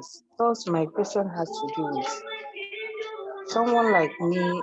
I'm aspiring to migrate to US with my family. I have 4 kids with my hobby. How realistic will it be for all of us to move together? Okay, so I got your question, and I suppose this question is supposed to, we are going to try to make all the questions go to the presenter, because this question is supposed to be my question. So Ezra, you still have your 2 slots, but I will take this question, okay? So if you want to ask any question, make the question to be question for the presenter, question emanating from what the presenter has talked about, okay? But for the US process, it is very, very possible. If you want me to organize, let me search my brain now. I have so many people that have come here with their children, even people that came here with up to 7 children. I can bring a live person on the program, maybe next month. You can bring somebody and the person will share the experience. But I take it from me, it's possible. You can. Your visa permits you to come here with your hobby, with your children. The only exception is if your children have really passed the age of 21. If they have passed the age of 21, they won't be able to, because they are considered legal adults and they should be able to get their own visa by themselves. You understand? But if they are below the age of 21, you can bring them here. All right. So that is that. I will take 1 question for the presenter. Ebunigwe Michael, you can unmute yourself. Yeah. You want to show us your face, you can go ahead and do that, so we know who we are talking to. Thank you for the sensei. Thank you, Ezra. My question is so sorry, Michael, to cut you short. I want to find who is in fact, I'm going to mute everybody. Michael, unmute yourself and continue from or you can start afresh, please. Okay, I want to sincerely thank Boss Decency. Thank you very much for this privilege. Also to Ezra, thank you for explaining so many things. Actually, I have Canada in mind, like Ezra do, or like Ezra was previously, and now he's in Canada. But my question actually is with regards to schooling in Canada, because what I'm trying to find out, checking the provinces and every other thing from Canada, there are so many hiccups here or there from registrations and other things. But my question is getting an institution where one can either do a program before going back for registration. I don't know how possible that is with Canada. That's just my question to Ezra. Though Ezra didn't touch it, but I feel he can actually guide one on that. Thank you. Okay, thank you very much. So Ezra, if I would just explain a little bit, he's asking about study opportunities as an internationally, let me say, an internationally educated person, somebody who has a background training or education from another country, what are the opportunities of coming into Canada with a study visa? You can unmute yourself, sir, sorry. Hi, Michael. Thank you so much for your question. Yeah, it is very possible to come to Canada and school and pursue whatever course you want to pursue. All you have to do is just go through the province. The process is actually harder, to be honest, because as you know, there are a lot of red tapes, and Canada, they take their time to get the best out of the best. Yes, we are a country that want people, but we'll not just take any and everybody to come here. Unfortunately, that's how the process is. You have to have at least 2-1 or even at least 2-1, 2-2 to come in here to school. And you also have to do like a pre-nursing course for starters before you're able to actually do the course itself. That's the process. And as I said, it all depends on the province you're looking to go to. We have at least 7 provinces here, from Ontario to Alberta, to Nunavut, to New Brunswick, to British Columbia, to Alberta, as I said, I'm originally from. So it all depends on what province you're looking for. And that province, they have their own jurisdictions, and they will tell you what they are looking for. Most provinces will not take anybody if it's not a 2-1 for school. And even at that, they'll have to tell you to probably go through a pre-nursing process, first of all, before you can actually get to the actual course you want to study, be it medicine, be it law, be it nursing. You have to do like a pre-degree program for starters before you're able to get into the program. I hope I'm able to answer your question, Mike. And if not, you can still expand shit, and I'm okay to talk to you some more.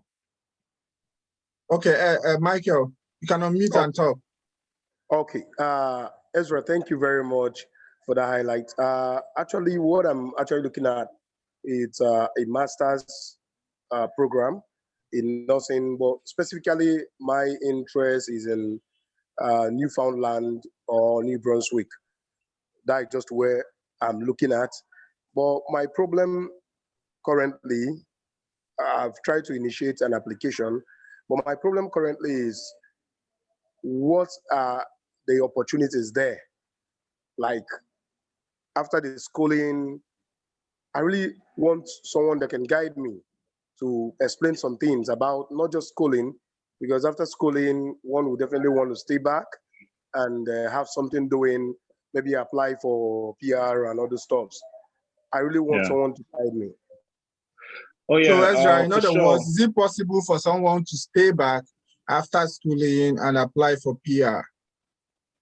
Yes, for sure. In Canada, after you school, they give you 3 years work visa, and within that 3 years, you're supposed to be able to get a job. So everybody that comes out as a student, they apply to stay in Canada, and they give them work visa, which they're able to use to, look for jobs. Afterwards, they're able to, stay in the system and apply for a permanent residence card. So yeah, it is very important. I actually have a friend I spoke to a week ago. He came here from Nigeria with his family, his wife, and I think 2 or 3 kids. He came here with student visa, and he's already applied. He's also in New Brunswick, I must add, because you said that was one of your places of preference. So he's applied for visa to come in here as well, to stay in Canada after the study program is over. So it's very possible for you to apply for work visa, which still gives you at least 3 years to stay in Canada. And within that 3 years, you should even be able to apply for your permanent residency card and take it from there. But that's the process. You come here with a STEM visa. Once you're in your system, and even when you graduate, you're able to apply for a permanent residency card or a work visa. Anyone that is feasible. I think the more feasible option will be a work visa, which extends your stay here.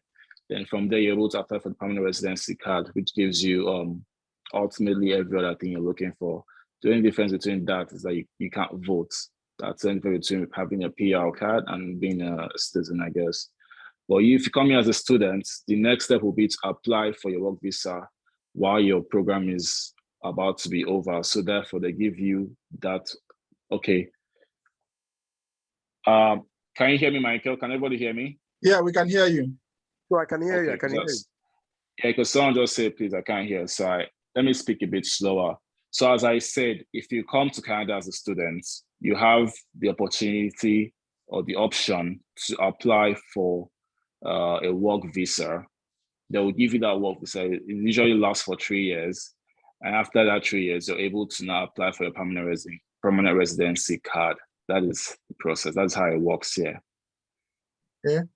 But yes, you have the opportunity, and they will even advise you to even apply to stay here, because we like people, they love Nigerians here because we are very versatile and we do the work. We're not lazy. We know what we're doing. Mm-hmm. So yes, if you're to school here, you have the opportunity to apply for work visa, and they will give it to you so long as you apply properly and you have a clean record, I must add. Okay, thank you so very much. I think Michael should be cleared now. I will just take one more question. And Ezra, I know I've taken your time. I can't really pay you for this, but you know. No, it's okay. Thank you so much. Okay, so it's okay. Who is going to ask question? Chinenye, you have a question? I'm picking Chinenye. Chinenye, you can ask your question now. Okay. Thank you very much for this sensei. I really appreciate this presentation. Thank you, Mr. Ezra. Thanks for this enlightenment. Please, I have a question I want to ask concerning those similar to what Michael just asked. But sure. My side is going on. Why schooling as a master's student, will you be allowed to work in their hospital, either as an assistant nurse, or another question also is, at the time one is applying for permanent residency in Canada, will you be asked to write an IELTS exam, general, so as to be able to process your staying as a permanent resident in Canada? Okay, your first question, while you're working here, while you're schooling as a civil will you be able to work? Yes, I believe your visa will come with at least 20 hours of work every week. I think that when I was in the UK, that was all applicable. Yeah, and I know some people here that were students. So while they were students in Canada, they were able to work as well. So yes, you will be allowed to work. I'm not sure if it's 20 hours or 40 hours, but yes, your visa will allow you to be able to work. And you can literally work anywhere. If you want to work in a hospital, you just have to have the certification to work in a hospital, and you'll be able to work there in whatever field you're able to work. But yes, you'll be able to work there. I'm sorry, if you just talk about your. Oh, sorry, wait. All right, so go ahead. Ezra, unmute yourself. Oh yeah, for sure. So Chine, your next question, I believe, can you remind me your next question? Hi Chine, are you there? Yeah, I said, why one is why one applied for permanent residence after schooling? Mm-hmm. Hello? He was asking about IELTS. She was asking about IELTS, I remember. Oh, yes. One be asked to write an IELTS exam, general, so as to be able to get the permanent resident in Canada. Yes, I believe it's one of the requirements to get a PR. You have to write IELTS general to be able to get your PR card. So yes, you will be asked to write or present your IELTS certificate. The good thing about IELTS is that it lasts for 2 years. So if you're to write it on time, it's valid for 2 years. So hopefully it's able to span for that. Other than that, then you'll probably have to rewrite a fresh IELTS general as well to get the PR. Because I know a number of people that came here as students, and yes, when they were about to apply for the PR, they had to write IELTS general version. So yes, you will write IELTS regardless of you being in Canada. It's just one of the process, unfortunately. Okay. All right. Thank you so much. I appreciate it. All right. Thank you, Chinenye, and thank you, Ezra. Ezra, I just wanted to drop 1 or 2 last words for our people. I'm very happy that there are 1 or 2 persons that have, benefited from these people who have Canada in mind. And one thing I want to say to you all is, if US is your destination, one day I am going to call you and you come to Zoom meeting and we'll be talking to other people that will still be back home. So never, never, never, never in your life think that you won't pay back this gesture. We are not paying for it, and you will do it to other people, okay? So we will call you and you will come here, you will share your own experience so that not when you reach that time, you will tell me there is village people, you don't want them to know that you are in the US or that you are in Canada. No, no. We have passed that stage of village people, okay? We have passed that stage of village people. So one day I will call you and you'll come on board and talk to people who are in the process, all right? Okay, thank you, Ezra. We just want to get one or two last words from you. People have been in the process coming to Canada. Some of them are frustrated. They're trying to get school, and the rest of them, you've heard from Michael. The likes of Michael, there may be people, we know, when you have a group of people like this, there are silent followers, people who don't want to talk, but they are passing through pains. So there are people like that here that, they have been through a lot. A lot of people, Ezra, has been scammed. I'm telling you the gospel truth. Many people have been scammed. And that's one of the reasons why I brought you on board, because there are some things they need to know. At least if you know the basic, if you see a scammer, you will know that this one is a scammer. Because most people, when they tell me their stories, how much they have paid, some people pay as much as 8 million naira just to get out of the country. And they pay this money to scammers, and those people off their phone and close the office. Like, if you are in an office and saying, I can take you to Canada, and somebody comes and pays 8 million naira, the office will close immediately. Everybody will leave. Nobody from that day onwards, you never see anyone again in that place. So people has been through a lot, and I'm glad that you're here and you have been able to explain some bottleneck areas for them. And I would just want you to give them your last words about the whole process. Okay. Yeah, okay. With regards to migrating from Nigeria to Canada, at the time, I used an agent to come find my way to Canada in 2017. The agent, it was a bit expensive, but fortunately for me, I was able to afford it. With that said, there are still a lot of agencies that are legitimate and are affordable as well, that you could be able to make. I'm not going to mention agencies because they're not paying me to do that. However, there are agencies that are capable of helping you to come in here as a PR, not as a nurse, because the nursing process is a steep process that takes like 700 steps to get in here to work as a nurse. However, there are agencies you can come in here and they can give you PR or even work visa. It just depends on what you are looking for.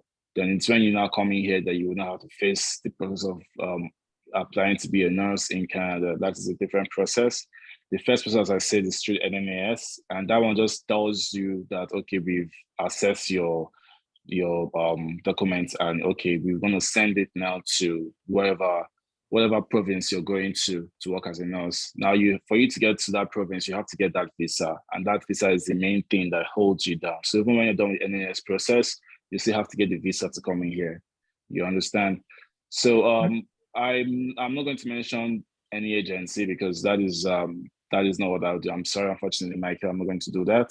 However, I can suggest this a number of ones, and you could always come back to the Sense Academy and he could tell you that agents or those agencies that I mentioned to him. But I'm sorry, I'm not going to say that. Yeah, you won't be able to mention it on air, Michael. So, but if you need one, and these are kind of what do you call it? It's a disclaimer kind of thing. We cannot really come and claim these people can do this. They may have done it for Ezra, but maybe now laws, policies have changed. They are not able to do it for you, and you say it was from this program. So we are not going into that. Okay, we won't be able to go into mentioning names today. So thank you so very much, Ezra. You have been such a good resource for us today. You have really made us to understand a lot about the process of, in fact, you have shown us your house, which is one of the good things. If you don't want to come to the US, I will come there and copy one room. All right, thank you so much. Thank you. I really appreciate you so much, sir. Thank you.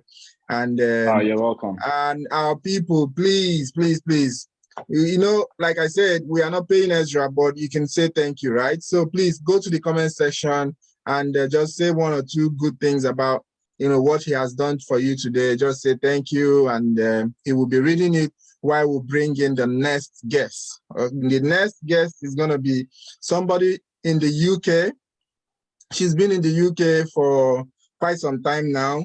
And well, this person has a very interesting profile, and I have already penned it down, and I would just want to go through her profile. She is an amazing personality, very, very nice person, and these are the kind of people that God has actually brought me closer to in my journey as a human being on earth. So we have Linda Ezra. Linda Ezra is a UK RN. She did her nursing in University of Nigeria Enugu campus, and did her master's also in community health in University of Nigeria Enugu campus. She is registered nurse in Nigeria, registered midwife in Nigeria, public health nurse in Nigeria, UK registered nurse in the UK, where she is currently, and she's also a US RN. But Linda has actually, for the time that I've been talking to her, I feel like Linda wants to stay in the UK. She's a US RN, but she's not really like, moving as if she wants to come. But, she will tell us more about herself today. So currently, Linda is a staff nurse at Chelsea and Westminster Hospital, London, and current vice president of the International Institute of Global Leadership, and also a US Candlelight Award winner for community health contributions from IIGL in 2014. Linda is also the founder of Fit for Life Initiative Nigeria, and she has passion for teaching and mentoring young women. Not just that, she is a very active person on the YouTube. She has been explaining the process of coming to the United Kingdom in her YouTube handle. So if you are one of those people that want to go to the UK, she's going to drop her YouTube handle here today, so you can follow her, subscribe to her channel, and you'll be able to get updates whenever she posts one. Okay. So Linda, I know you are in the forum, but I just want you to just say a word so I can bring you to the spotlight. Okay. Yay, here is Linda. How are you, Linda? I'm doing all right. Thank you. How are you? All right. We are so glad to have you, Linda. And we have more than 90 people in attendance right now. They come back. Oh, we have 15 people in the waiting room. Let me let everybody in first before you start talking, because I know you are truly loaded today. And also one thing is peculiar with everybody that I brought here today. All of them are from night duty, and everybody sacrificed to be here. So that's why I'm telling you people, when I call you to come and do the same, I expect nothing but a yes, okay? Because someone else did it for you, okay? So you pay back the favor. She's actually from a night duty, and she's here to give you her own her own side of the story about going to the UK, what her experience was and all that. So Linda, you are welcome, and I would like to just go straight, because I know you are also going back to night duty today. All right, so how did you hear about going to the UK in the first place, Linda?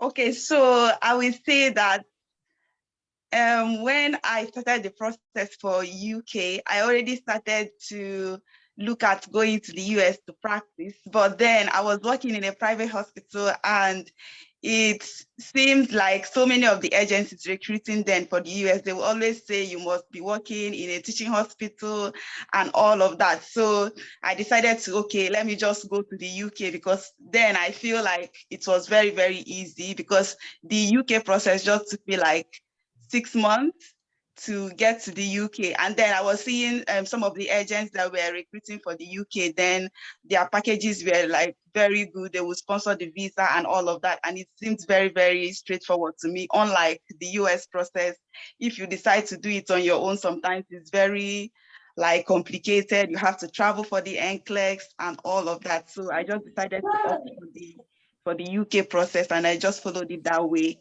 And then I got to the UK. Wow, that's amazing. So you still had in mind to go to the US, but you now wanted to like go to the UK and you found good packages. That's good. So do we actually still have those people with good packages right now? Because a lot of people who pass their CBT now, pass their IELTS, are battling with getting a trust that will be able to help them to go to this. So do we still, don't mention name, but do we still have? Just a yes or no answer. Yeah, there are still such packages for the UK now. The only problem is that at some point, I think last year or so, they added UK and some other countries to restricted countries. So even the agents, they don't want to recruit directly from Nigeria, but then you can apply to the trust by yourself. So because you have to apply directly to the trust, somehow it is slower, unlike if they are working through agencies, because they want to look at your documents and then you are the one contacting the HR and all of that. So the process is a bit slower, but people are still doing it. Like I have friends that are getting jobs in London and maybe outside London as well that got the jobs directly. So it's still possible because UK is still very, very short of nurses. So they still want people from everywhere. So yeah, Wow. we still have packages. Well, it's good to know that people are still being able to travel to the UK, because a lot of Nigerians, when US was giving issues, they went to the UK and it seemed like the road was also getting blocked, so they came back to me and was like, well, boss, we tried and we are looking for trust, and we've been able to help some actually, because we have a wing in the DNA that we help people to process their UK RN process. So we've been able to help some, but just like you said, I'm asking this question for our viewers because I also noticed that there is a very low, like a slow pace of the whole thing going, but people are still able to travel within 3, 4, 5 months of starting the process. So thank you very much. So I have a question about, how long the process took you. I know people is getting slower now, but on your own case, how long from when you applied to the time that you traveled? How long did it take you to, get to the point where they say, oh yeah, pack your bag, let's go? So it took me approximately 6 months, but I think it's supposed to be less than that. But for me, at a point I had to renew my passport, so that delayed it for like a month. So at the end of the day, I would just say approximately 6 months from writing IELTS and the verification and all of that to get to the UK. Well, how long have you been in the UK? So I've been in the UK for 3 years and 6 months now. Wow. 3 years. So many people, when they get to the UK, 6 months, they are struggling to come out and come to the United States. Why have you been there for this long? So what happened actually is that within the 6 months, I came to the UK because my first, I wanted to go to the US. So immediately I got to the UK, I started researching on how to write my NCLEX. So I chose to come to London simply because I know the NCLEX center is going to be in London. I don't have to travel anymore for the NCLEX. So that's what I did. So within the 6 months, I got an agency for the NCLEX. I started getting ready for the NCLEX, and then wrote NCLEX. So okay. Yeah. So do you mean like the process of writing your NCLEX took you approximately 3 years? Because I want to really understand why you are still in the UK. You need to come to US and experience US. Then one day we'll do campaign online. Everybody represent the country where you have immigrated to, so that those from Canada, those from UK, everybody will come and show their talents. Okay. So, but how have it been? Why did you spend so much time? And is there any delay in the process? Okay, so I'm sorry, I'm hiding from my kids, so okay. I just the turn over the light and all that. Okay, so I'll say that because I passed the NCLEX, and then I passed the NCLEX in this is 2022. So I passed the NCLEX in January 2021, and then there was this ban, and then there was COVID. COVID. So yeah, so there was Okay. COVID and all of that. So I didn't even know, okay, maybe this US thing is not going to work anymore. I just focused on the US and the UK, and UK. we just relaxed here. I said, since I've already passed the NCLEX, so anytime is still fine. So yeah, You're so not we in just, any rush. yes. And finally, you will come. If you're there, who is losing is your agency, not you, right? Because they have already paid everything and you have gone and written and passed. So if they need their money back, they can process you faster, right? That's good. All right, so I know you've been in UK for some time now, and I just want to find out, like, the hospitals in UK, and you worked in Nigeria. You said it was a private hospital, so I think you are the perfect person to give us this explanation. How would you describe or compare the Nigerian health sector and the one of the UK where you're currently working? Okay, so what I usually say is that it's actually not comparable. Like the work condition and everything, I would say, okay, but sometimes when I talk about it, I would say it's because maybe I work in London and in central London as well. So maybe I will not be saying the mind of people that work outside, maybe in the other parts of UK. So, but I would say that it's really not comparable. The relationship with doctors and nurses and patients and all of that. So the standard of nursing here is just like the books.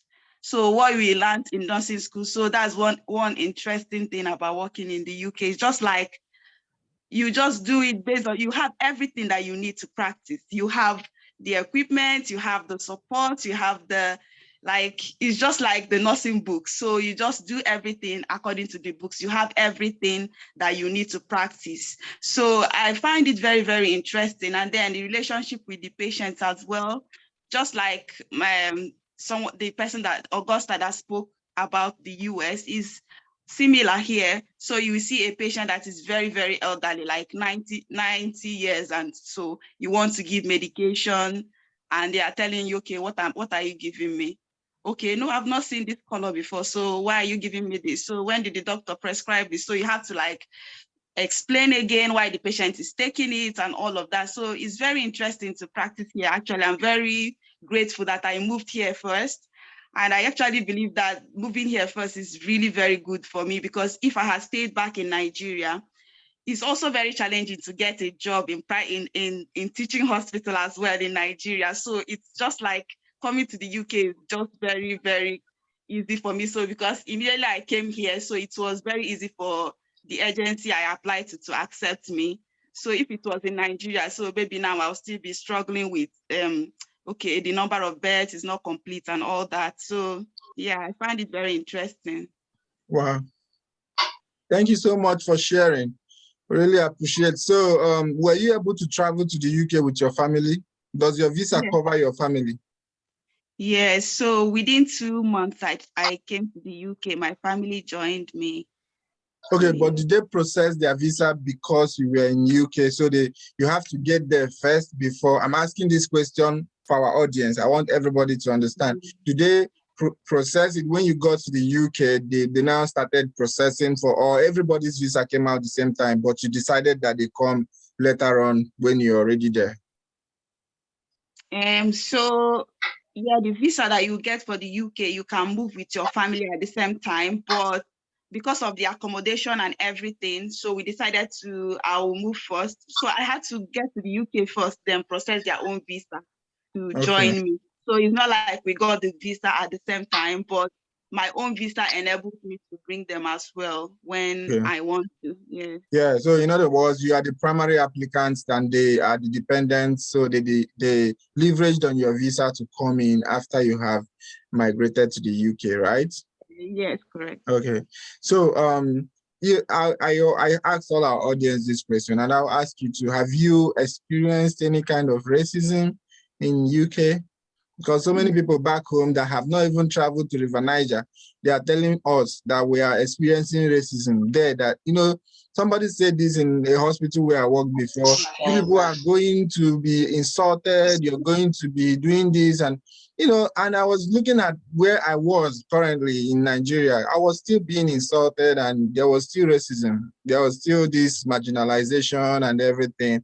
Nobody wants you to shine because they believe that their own light will go dim if you shine. But that's not true. So we can have two candles shining and the room will be brighter. Okay? But in Nigeria, some people have that mentality that if you shine so bright, you're going to make their own light to grow dim and even quench. So have you experienced racism there in the UK? I would say that I've not, like, for these 2 years, I've not really experienced anyone like there will be some people that don't really like you. There will be like patient relatives that will come. They will know that you are in charge of a particular way or you're looking after their own relative, and they will just choose not to talk to you, But like, it's very rare. So many of them are really very appreciative, very, very understanding. They are very, very respectful as well. So I've not really experienced any direct, like, it's the same for Nigeria as well. There are patients that will just be difficult, but it's not because of anything, maybe my color or anything. No, I've not experienced any direct racism here. Okay, good. When Augusta was talking, yes, is actually everywhere. Some people actually see you and they don't like you. It happens to people a lot. You understand? They just don't want you to care for them. And, you can't really force because they have their own right. They have right to choose who cares for them, at least, but for the most part, most of the people, just like Augusta also said, most of the patients that she's handled, they are very friendly, but one few times she's had people who were difficult. And one thing again is that some of these patients may be having problems. I mean, like mental, psychological, and the rest of them. So most things that may go wrong or they may say, I don't really like listening to what patients say so much. It enters from here and goes out from here. The one that enters and stays, the one that my wife tells me at home. You understand? So, but any other one that patients say or anything from here and out from here, and I can't even remember it. So that's the same philosophy I want everybody to apply. All right. So I know you have actually expanded on this word, like your process going to the UK and everything, but what in this process did you find challenging the most? Your process of going to the UK, what process in it did you find more challenging? I think the most challenging part of the process for me, I didn't find getting a job difficult. I got a lot of job offers. I had to just choose. But the difficult part was like going through NMC Nigeria, like the verification. Like sometimes you don't really know the status and all that. Getting someone to help, and then they will tell you that, like just tell you stories upon story, that it will stay like longer than expected. I think that's the challenging bit, the verification with NMC Nigeria. Okay.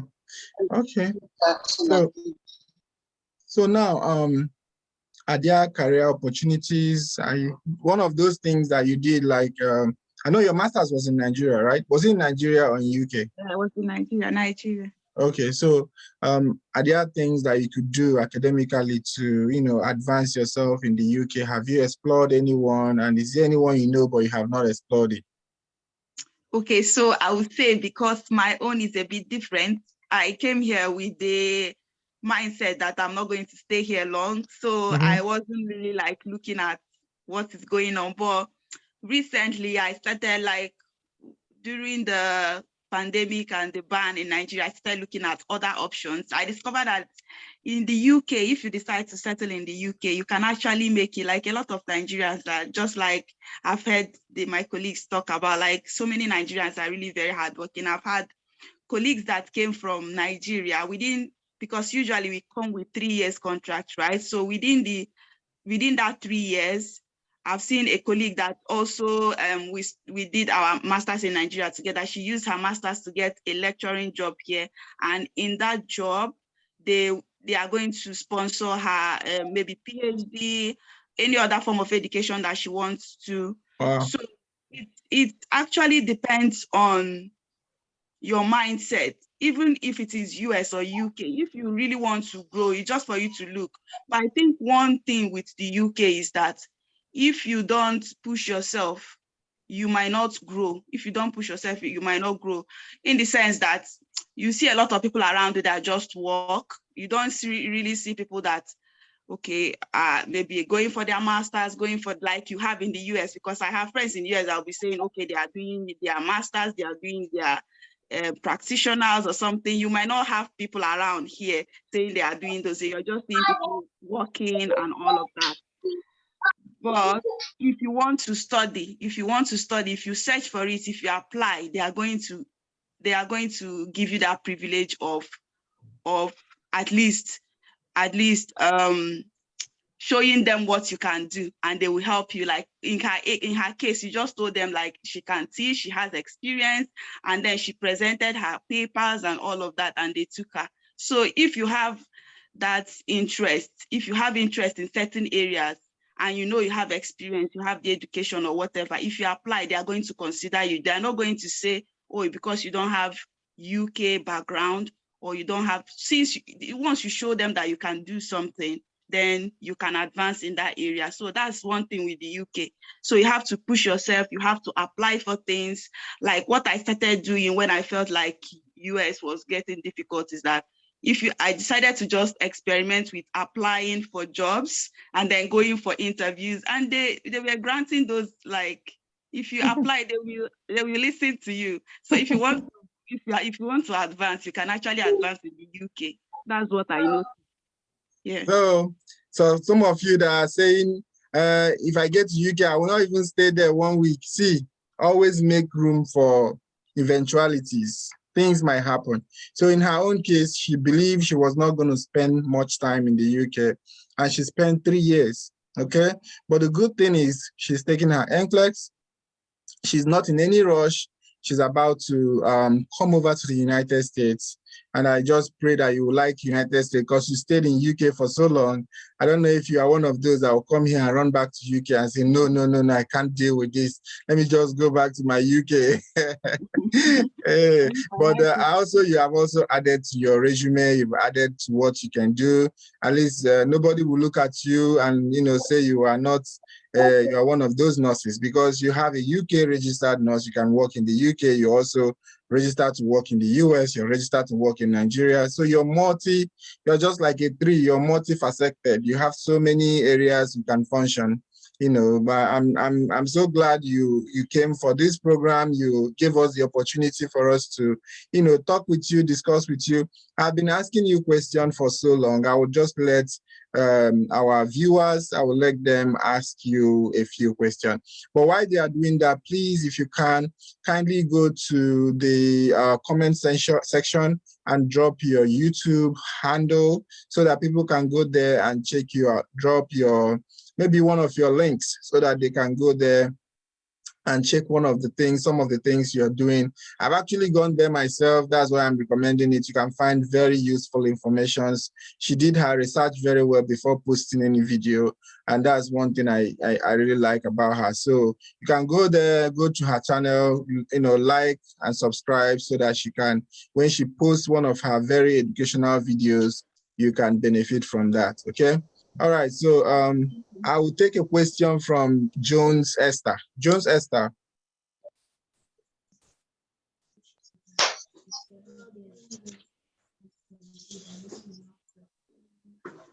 Esther Jones.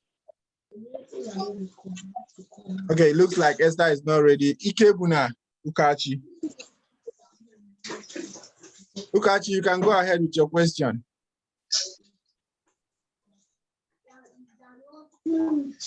Hello. Allow me to speak now. Okay, let's go over to Remy. Remy, go ahead with your question. Hello, good evening. Good evening. Hi, Mr. Decency. Hi, Linda. Thank you for this opportunity. Thank you so much. So my question is about fresh, like graduating students from nursing schools, because most of the time, the meetings I join and all that, they always like emphasize on people who have worked for like so many years before migrating and all that. So my question is there something for like if you like recently graduated from nursing school and then you have a vision or you just aspire to migrate, travel, you don't want to like spend time in Nigeria before going. Is there something for those people, or is it the same process as like people who have worked Mama. and all that? Because I don't get the thing, because it looks like everything I've heard is like for people who have worked for years in Nigeria, they have a lot of experience and all that before they can travel and all that. Because myself, I recently graduated. I graduated November 2020, and presently I'm preparing to write my licensing exams this May, Nigeria exams. I actually wanted to like just like start my process immediately I graduated school. But from some researches I did, what I got was you have to be registered and all that. I schooled in Ghana and I didn't stay for the licensing exams. So it's like you have to be registered, blah, blah, blah. So that is the reason I like, okay, I'll stay a bit and then I'll write my licensing exams here, so that when I get registered, then I can like pursue everything I want to like go for, do my service and all that. But like joining here, I just want to like have experience before. I wish to start like as soon as possible. But right now I feel like I can only start after my licensing exams in Nigeria. So I Okay. just want there's something for like fresh graduating students. Instead of like working, you have to have worked for years and all that before starting your process. Thank you. All right, Linda, you want to take that? You unmute yourself. Okay, sorry about that. So what I will say is, for fresh graduates, like I've seen almost every day we get, okay, because of my US process, I've stayed in a particular unit all this while that I'm in the UK. And we get like very new nurses from different countries, India, Philippines, and all of that. So I try to ask them questions. They are very new. Some of them are really very, very new in nursing, like 6 months or less in nursing. So one thing with UK is that when you get here, they will not just, I think it should be the same for some of these countries everywhere. Once you get to the UK, they are going to place you under preceptorship. So they will make sure you have the necessary skills that you need before you start practicing. So even the OSCE part of the exams for the UK, when you get there, they are really going to drill you before you write that exam. And all of that will give you that confidence and the knowledge that you need to start practicing as a nurse in the UK. So for the US, I think in my experience, so many of these agencies will say you need to have like 1 year, 2 years or something practicing, but for UK is different. If you're a fresher in your country and you pass all the exams, you can get a job, because they still believe that they are not going to allow you to start practicing without having the skills. If you do have experience in your home country, of course, it will give you added advantage, right? So what I usually tell people that are close to me is, during that time that you are getting ready for your IELTS and all of that, you can decide to start practicing, even if you're looking for a job, if it's difficult to get a job for you, you can volunteer and start working somewhere in your, like during that process that you're still trying to verify your documents and all of that. So all those experiences, they count, and then you can put it in your CV when you are looking for a job. So if you're a fresher, I would say don't be discouraged. You can start as soon as possible. As soon as you get your license, you do need your license. So as soon as you get your license and you start writing your IELTS and all those exams, just attach yourself somewhere. Don't say, oh, you are looking for a job and then you sit somewhere. You can volunteer. A friend of mine, the one I talked about that is now a lecturer here, she wasn't really practicing in Nigeria. But when she was getting ready for her IELTS, I said, okay, you can just attach yourself somewhere and get that experience that so many of these employers might need. So that was what she did. She was working somewhere like 2 to 3 days in a week. And that's how she built up her CV, like have a clinical experience, and that helped her. So as a fresh, I don't think that you need to stay very long in Nigeria if you don't really want it. Actually depends on you. That's true. Thank you so much, Linda. So what she's saying in essence is you can actually look for a place where you can be getting experience. That is very, very important. So if it's experience that they want, look for a place where you can do, they call it, you can shadow. Can shadow in a hospital in wherever you are, be it Nigeria. Shadow in that hospital, get to know the basics, get to know things about practicing. If you get a hospital that has high acuity, like if it's a very busy hospital, that would be very nice, because once you mention the name and they find out that this place is very busy, even if it was 1 day in a week that you shadowed there, it gives you that sense of, I know what I'm doing when you get to a busy hospital, okay? Thank you very, very much. And that will be all the question we can take for Linda, because Linda has to go back to work tonight. And Ezra is going back to work. Augusta is going back to work. Everybody is going back to work. Even me. I actually came back from a night duty, so all of us are in the same shoes. But I just want you to see the passion, the love that we have to see you guys. Our desire is just to see that you guys have greener pasture and are able to fulfill your dreams. Okay.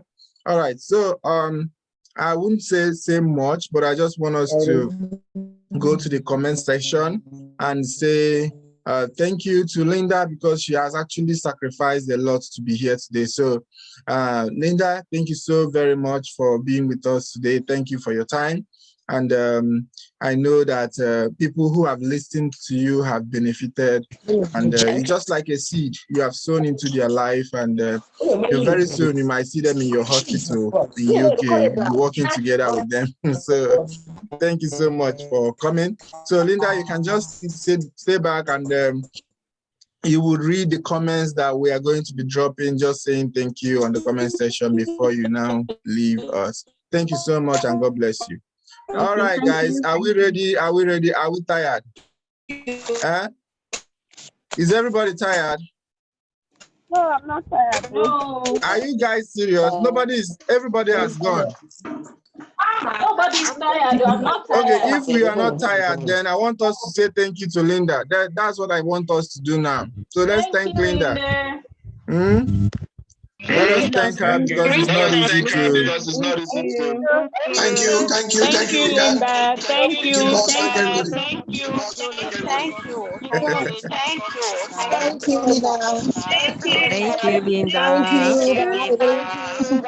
Thank you. God bless you.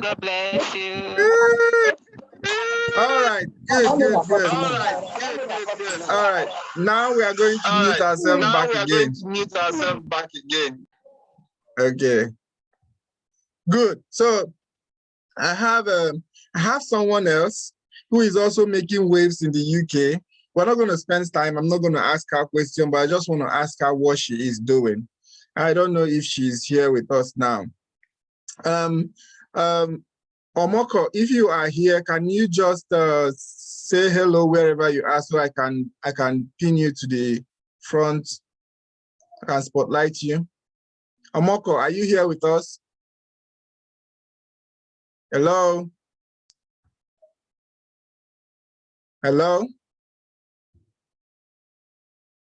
Okay, so I think Omoko is not here, but maybe on our next section, I will try to bring her in. She's a young lady in the UK that is doing exploits. She's doing something that I would just, like her to share with you guys, because I know in this time and age, people engage themselves with a lot of things, social media, wasting time, but she went to the UK and she crafted something that is very, very nice that I would have loved her to share by herself.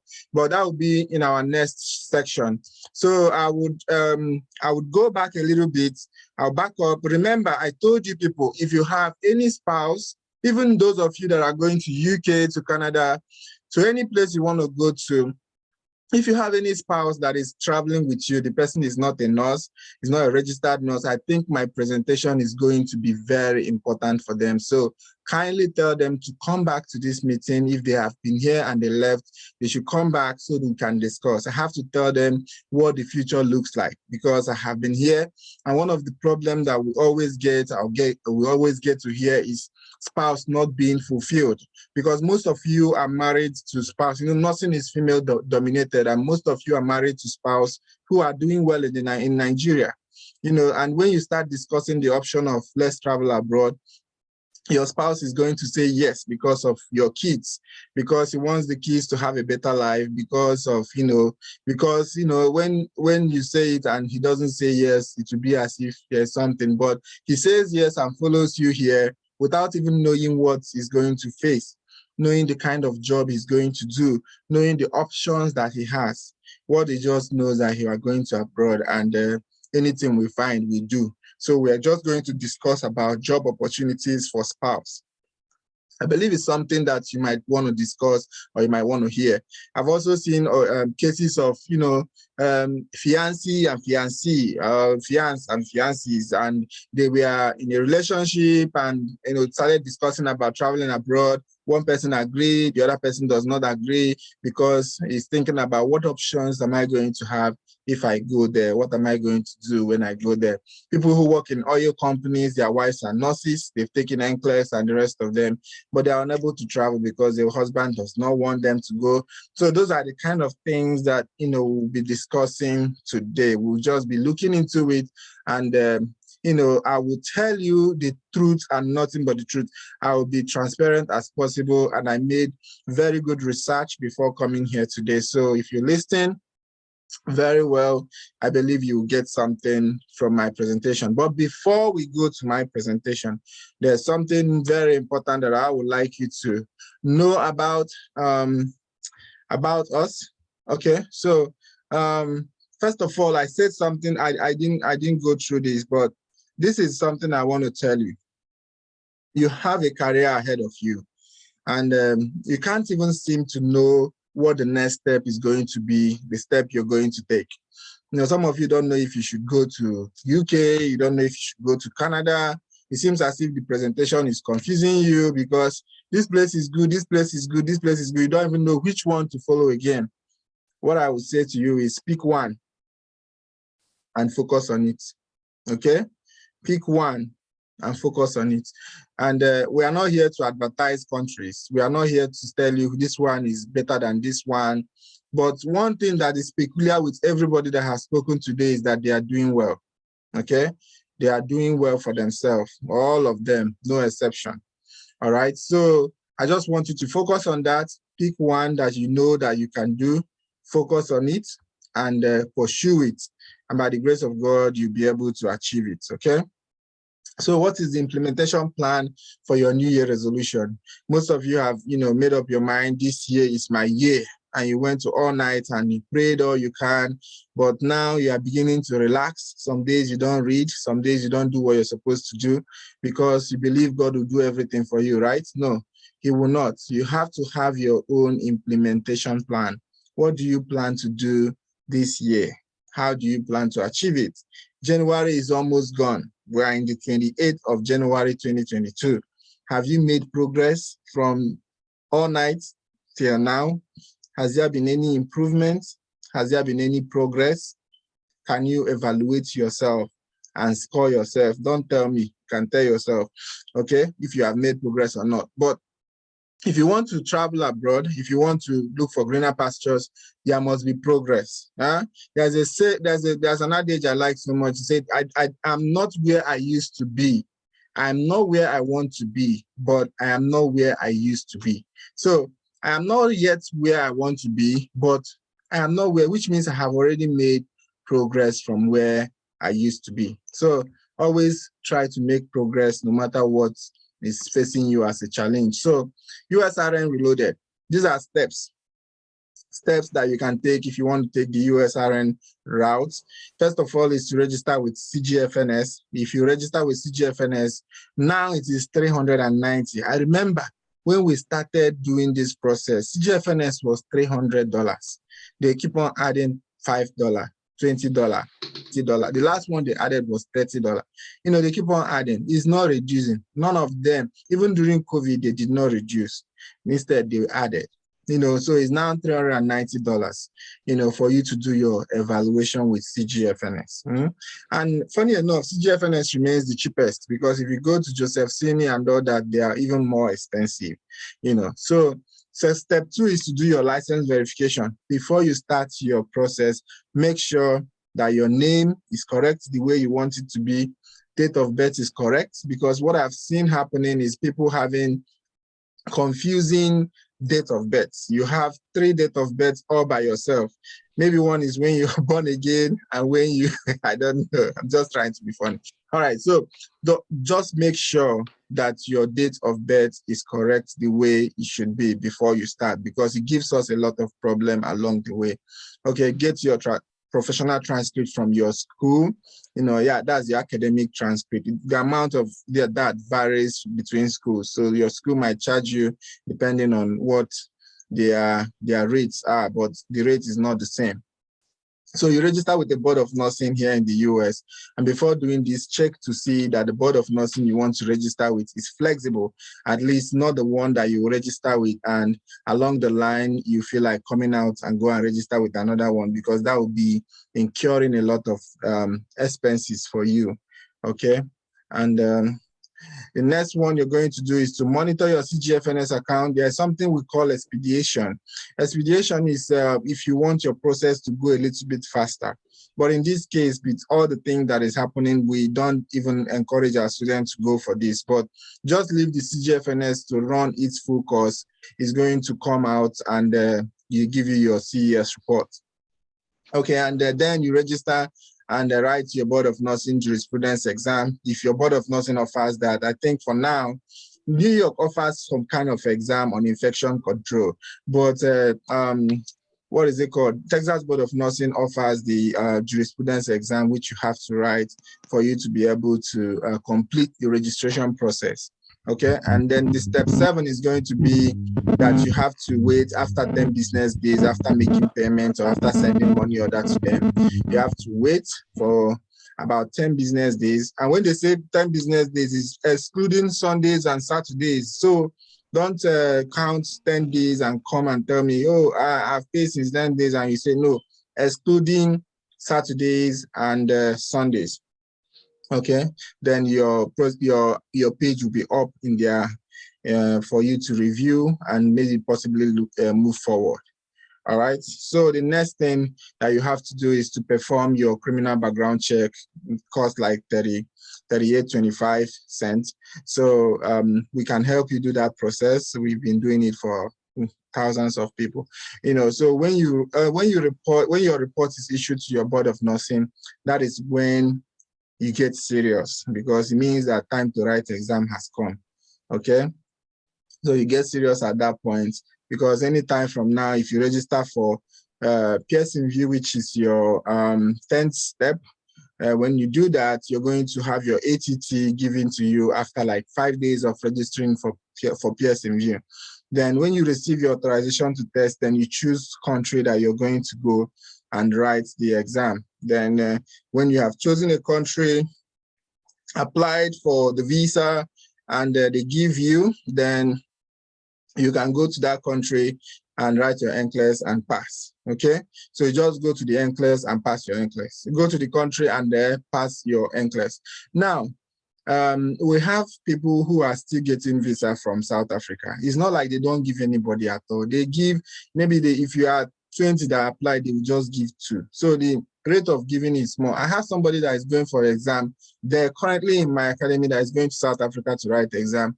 All her visas, everything done by us. You know, we have many people going to UK this month. So by grace of God, ending of this month and beginning of January, you will start seeing more and more of testimonies of people who have written the exam and passed. Okay, so I want to talk about procrastination again because this is January.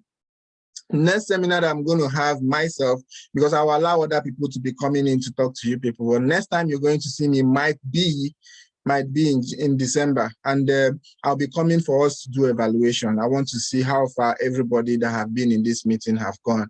So remember, procrastination compounds the problem we need to face and increases our stress level by pushing back the important things we need to do or we need to get done until the last minute. We set ourselves up to getting nothing done, and then we feel guilty and blame ourselves. I know most people that would have started this process, when your mates were leaving, either you called it scam, or either you said you are not ready now, or you said you wanted to do it, but something came out, and then you have not done it until now. And most of those your mates have traveled. It's still not late. I told somebody it's not late to come to America.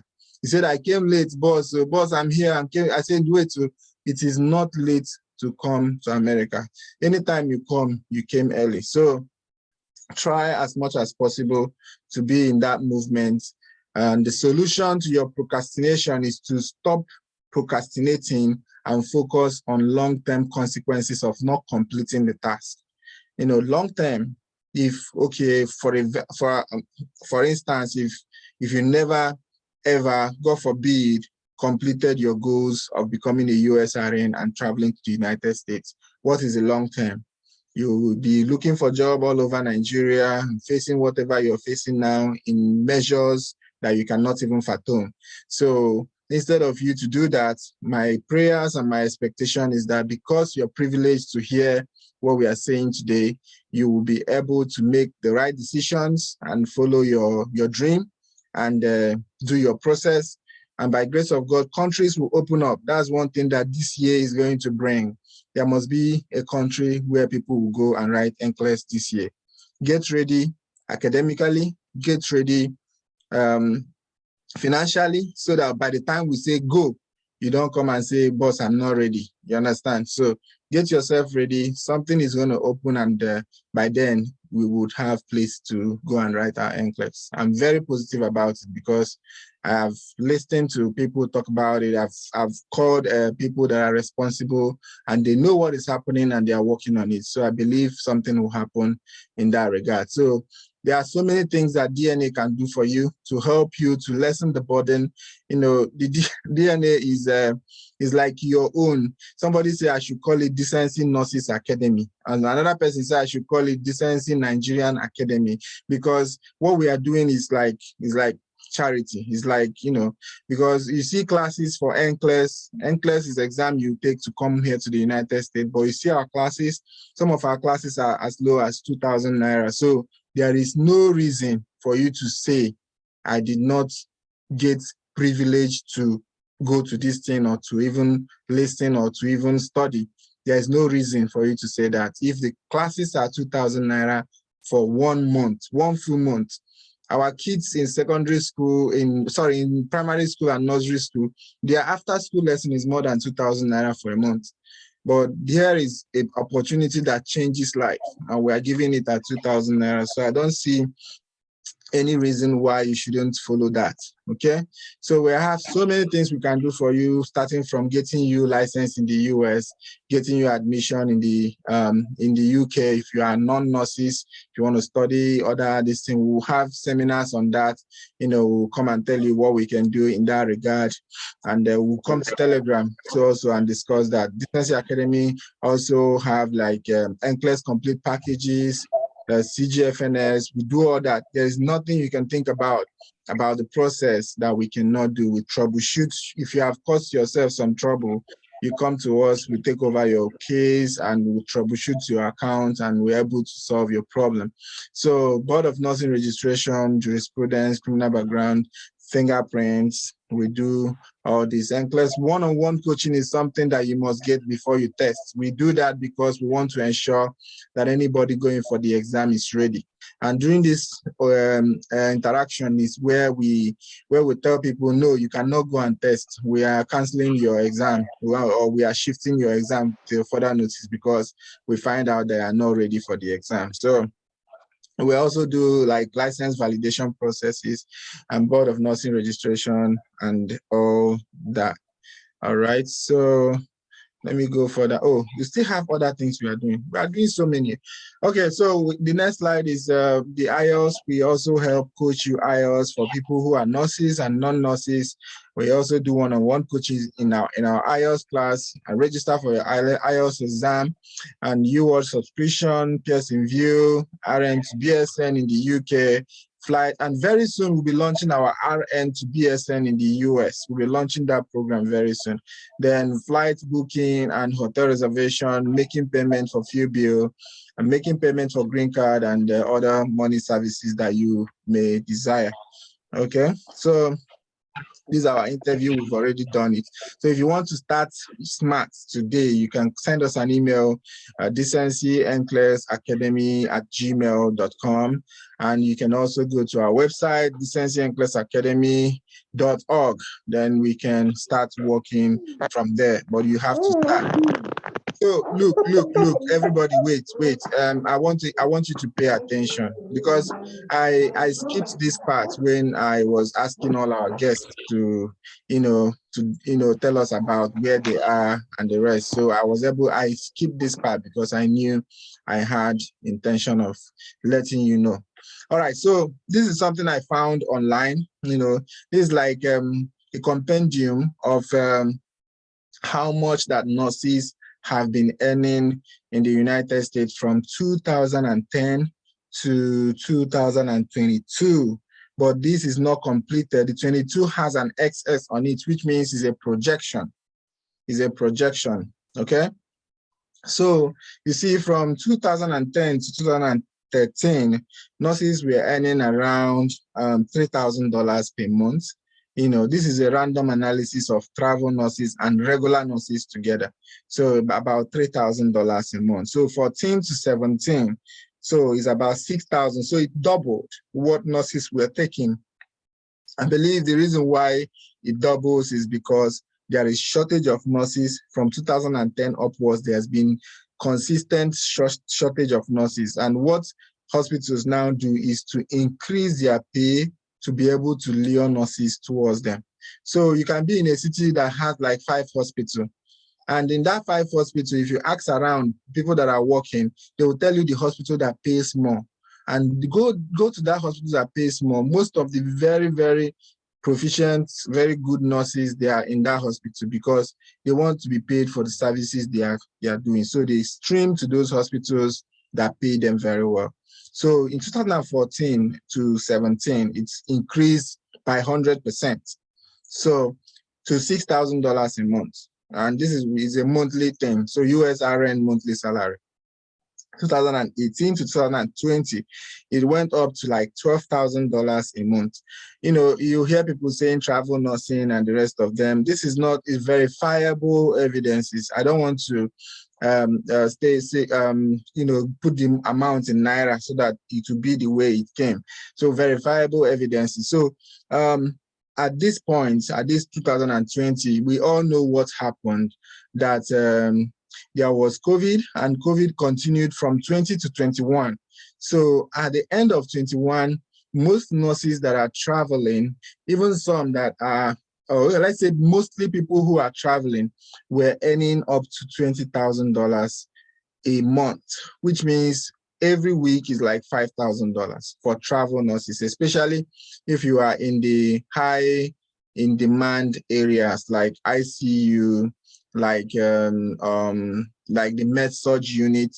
You will see some of their advert, like they get about $5,000 every week for some places where they work. So you can multiply that, you'll be getting like $20,000 in 1 month. So this is a projection that if in this year alone, it was able to get to 20, in 2022 to maybe in 3 years' time, you might be looking at it getting into like $50,000, depending on where you work and how you work.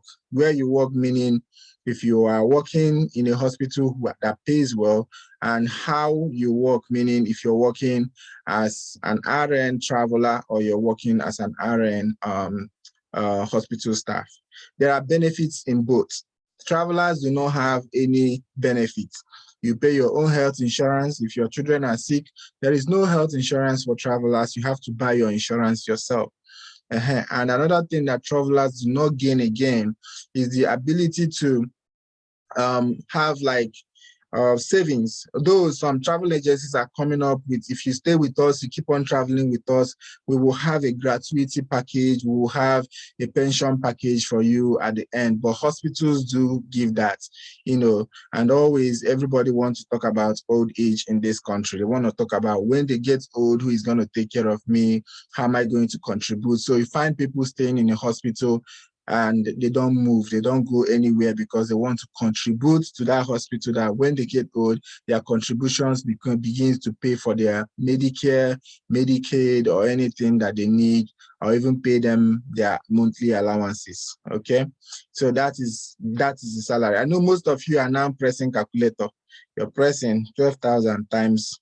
You want me to give you the exchange rate? The exchange rate is 560 as at today. Or 570, sorry, 570 as at today. So you can multiply and see what it is in your currency. I know we have also Ghana, we have Kenya in the group, you know, so some of you are also going to be benefiting. I'm sorry, we've been centering on Nigerians alone. For those of you that are not from Nigeria, I'm very sorry we've centered on Nigeria for this presentation. I will try to be conscious about that the next time. All right. Okay, so we've done this interview with Ezra and how to get a job. So this is where I want to talk a little bit more before we come to the end of the event, okay? But I want to know that everybody is still hearing me. So let's discuss. Let us talk. We are finished the nursing part. We are going into a different area altogether. So can everybody unmute? Let us relate. Let's discuss. Do you have questions so far? What we have discussed, are there things that I've said that you have question about? Let us talk about that before we proceed. Any questions so far? Yes. Okay, go ahead.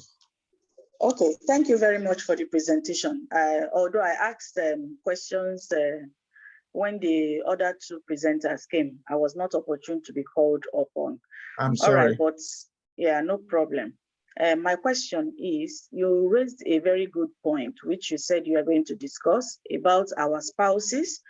And I want you to, while you are discussing that point, I want you to highlight some courses back home that our spouses can venture into, or something that can prepare them on whatever they are going to face when they come to the United States with their wife as the principal applicants.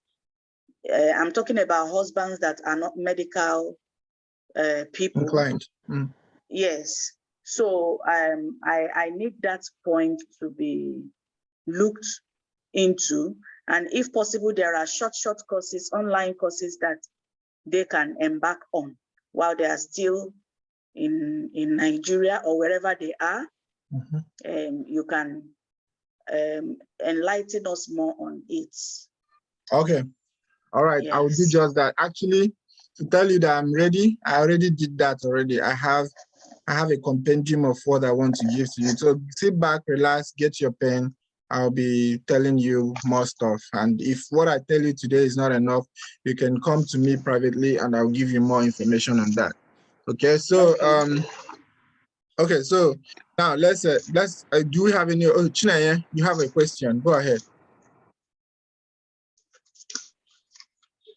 Yeah, thank you, sir, for the information giving us concerning registration of the NCLEX. Is what I want to know is sorry, it might look funny, but I just want to know about it. The payment on for nurses, is it per month or per day? Oh no, it's actually funny. It's per month. I see where I wrote it. I said monthly. It's a monthly analysis. monthly salary, USRN monthly salary from 2010 till date. That's what I did. Okay. Okay. Thank you, sir. Chine, you're a true Igbo girl. This question brought out the real you.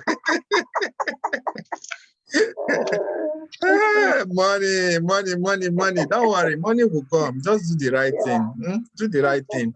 Money will come. All right. So Chine, it is actually monthly. Is what they earn per month. So most of them earn. Remember, this last one is a projection. I'm not saying you are going to get it anywhere right now. It's a projection. Right now, what we see, the highest that we have seen, or the average, because I know people actually take more than 20,000, but the highest we've seen, or the average of what we've seen, is people making as much as $20,000 monthly. That's the work you do. See, one thing with US is you make the money, but you're going to work. You are going to work. It's not, I'm sorry to say, but I've worked in Nigeria, in hospitals, big hospitals, you work in the night, at least you're still able to take a nap. You understand?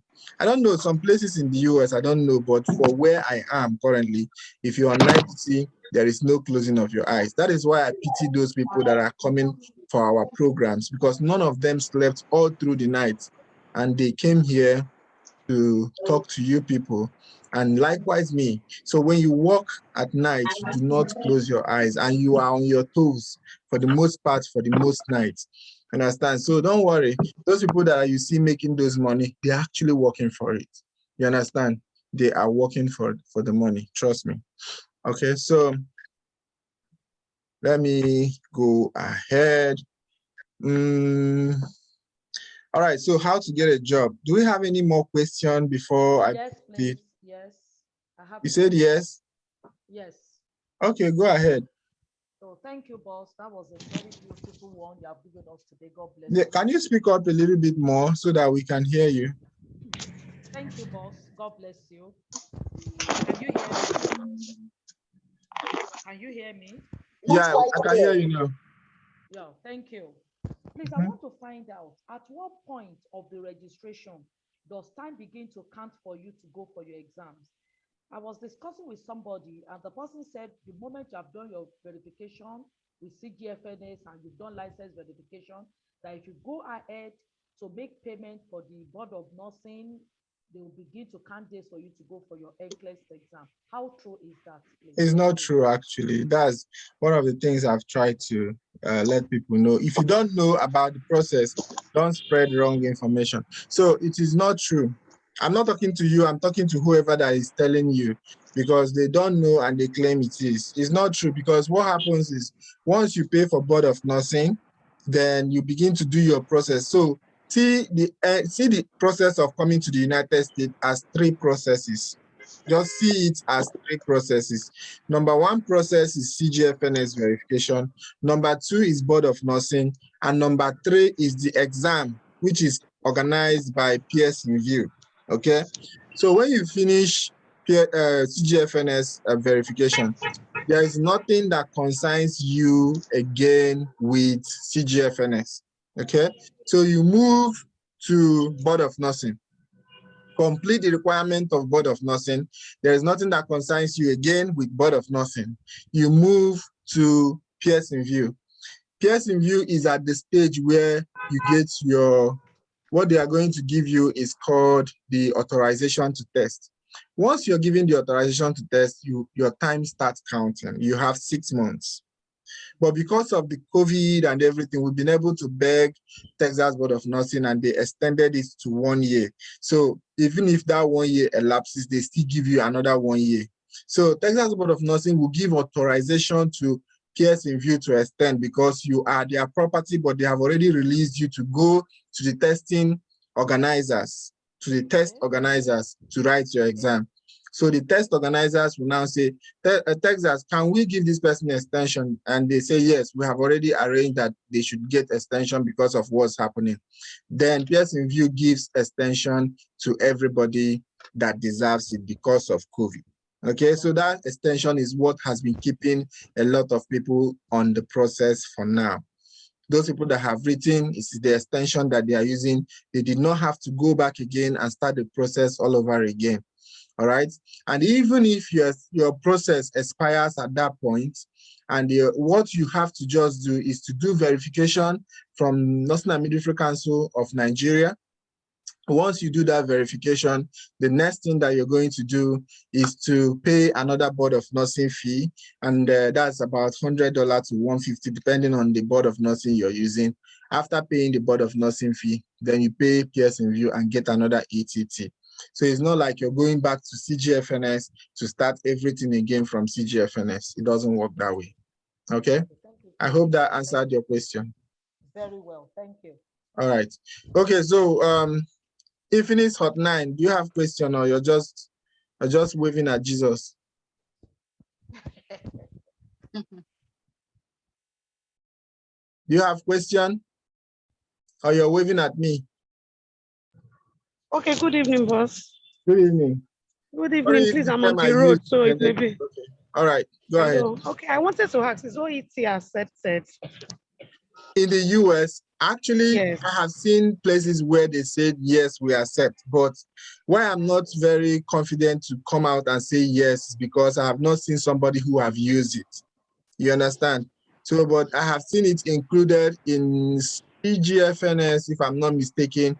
I have included it in part of the things that you provide for you to get your visa screen. But I would find that article. The article is there in my phone, but I will just find out and make sure that it is there. If it's there, I will let. Which of our platform are you in? Are you in Telegram? With brand class. I'm also on Telegram. Okay, so I will share that in Telegram when I get it. Okay, sir. Thanks so much, sir. All right. Hello, sir. Hello, all sir. Right. Listen. Sir? Hello. Yes, ma. Please. You mentioned about extension. Can you also help to ask the Colorado board for extension? Yeah, Colorado board already. You have 4 years of this thing. Is it 4 years? I think it's 4 years. Are you not the one that we've been talking about? 3 years, right? Yeah. You have 3 years. Have you exhausted the 3 years? It will be exhausted by April. April. Yes. Okay. I will try and do them an email, and I will need your information. I will just send them an email and see if they respond to it and approve it. That's fine. All right. Thank you so much. All right. So who else? Cynthia. Okay. Thank you. Good evening, sir. Yeah, good evening. How are you? I'm fine. We have to run. We have to be quick because some of our husbands are waiting for me to go to this section of the discussion. We have to be fast. So ask me your question. Okay, please, sir, I want to know if you're using Texas book of must you work? Must I work in Texas? Because No. I'm not sure about No. So US is like Nigeria in the system of health system. It's like Nigeria, but the only difference is that in Nigeria we do have, but it's not operating as the US. In Nigeria they have Ministry of Health, Federal Ministry of Health. Then in every state they have State Ministry of Health. That is the same way in US they have the whole NSCBN is the one that is a governing council that connects all the board of nursing in the US. But every board of nursing has their own rules and their own they have their own regulations and rules. Okay. So when you register with Board of Nursing of Texas, you can decide I don't want to live in Texas anymore, and you go to another state. All you need to do is to do an endorsement. And you can contact us for that. We can help you to do an endorsement to any state where you're going to be in the US. Okay, so we can help you to do that process. So you do an endorsement to the state where you want to work. And then when the endorsement comes, sometimes the people you are even endorsing in their state gives you a temporary license so that you can start practicing prior to the time that you get your license, because they know you're already licensed in the US. So they can give you a temporary license. You start using it before you get your original license bearing the state's name. All right, so that's how it works. I hope I answered your questions. Yeah, sorry, one more question. You talked about APC. What? You talked about authorization to press. Mm-hmm. Like it has been extended 1 year. I Yes. don't get that very. I didn't say it has been extended, but I say when you exhaust the 6 months that they give you, you can ask them for extension. If it is Texas Board of Nursing, it can be granted. Okay. Okay. All right. And all right. So I hope your questions have been answered, right? Okay. All right. So I do go. Yes, good evening. Hello. Yeah, go ahead. Hello, this is Adugo. Thank you actually for this wonderful opportunity and for this and to participate in this program tonight. My question is this: I want to register for CGFN, and at the moment my license will be expiring in 6 months' time. So do I need to renew it, or can I just go ahead with the old license? What's your suggestion? Start your process. Okay. Start the process of renewing your license also. Okay. Oh, okay. Yeah. So I can create a CGFN account with Good. my old license. Yeah, because your license number is not going to change. Your name is not going, nothing, everything. What will change is the expiration of your license, right? So yes, you can start your process, go up to the level of doing your verification. When you get to that stage, you can now wait and do your verification so that you can have an extended, you do your renewal, so you can have an extended date of expiration, okay, before you proceed. When you say verification, do you mean the NMC Nigerian verification? Yes, you will have to do your NMC Nigerian verification, but before then, because it will take time, it's a process. Before it gets there, you will start your process of renewing your license. Because if NMCN will be, if we are sure that NMCN will be able to give you your that they will be able to give you your verification, and you pay today, by tomorrow they give you your verification, and it gets to CGFNS by next tomorrow, and everything is done. You still have more time, so you can get your CES before the 5 months expires. But we don't have a time frame for the NMCN giving you your verification. We do have a time frame actually right now. You understand? But it's like 2 months, like 6 weeks to 2 months. So if you're considering that minusing 6 months from your license, you know how many months you have. If it gets to CGFNS, it's going to spend like about 30 working days. 30 working days is like a month and a half already. You understand? For them to review. So by the time they are reviewing it, it will be like close to expiration, and they might ask you to get another one done. So that's why I said the best thing to do is to start your process, but also start the process of renewing your license. Wow, that's fantastic. Thank you. All right. Okay, and Okonkwo Basil, I don't know that we have spent 4 good hours on this presentation, and I still have a full-blown presentation to go through, and I really want to go through it. Should we pen the questions to the end? Let's pen the question. Okay. Basil, I will take that question at the end. Okay. All right. We have really spent time, and I know most of you are tired. Hello? I know most of you are tired. I know. Right? Because you have just been listening to one person's voice for 4 hours. Even if it's in the church, you'll be tired. So now I just want us to okay, let's all mute ourselves so we can go through this. I will try and be very fast, okay? And after that, I will come to question. Please, pardon me, please. I need to go through all this, okay? So now, the problem is many people want to come to the United States, and they don't know what they are going to do when they come to the United States. This is the truth. People that want to come here, a lot of people do not know what they are going to do. They just believe that when I go there, I will find something to do. And that's a very wrong plan. That's a very wrong plan. You have to plan yourself before you come to the United States. Don't be one of those that believe, when I get there, I will find something that I'm going to do. There must be always something for me to do. There is nothing for you to do that you did not give to yourself to do. Okay, so my suggestion is for you to ask yourself this question: what kind of job do I want to do? What kind of job can my spouse do? So looking at your spouse, looking at his goals, his person, if you have a spouse that you know his status, you know this guy is actually doing well there in Nigeria, he's the one catering for the family, doing everything.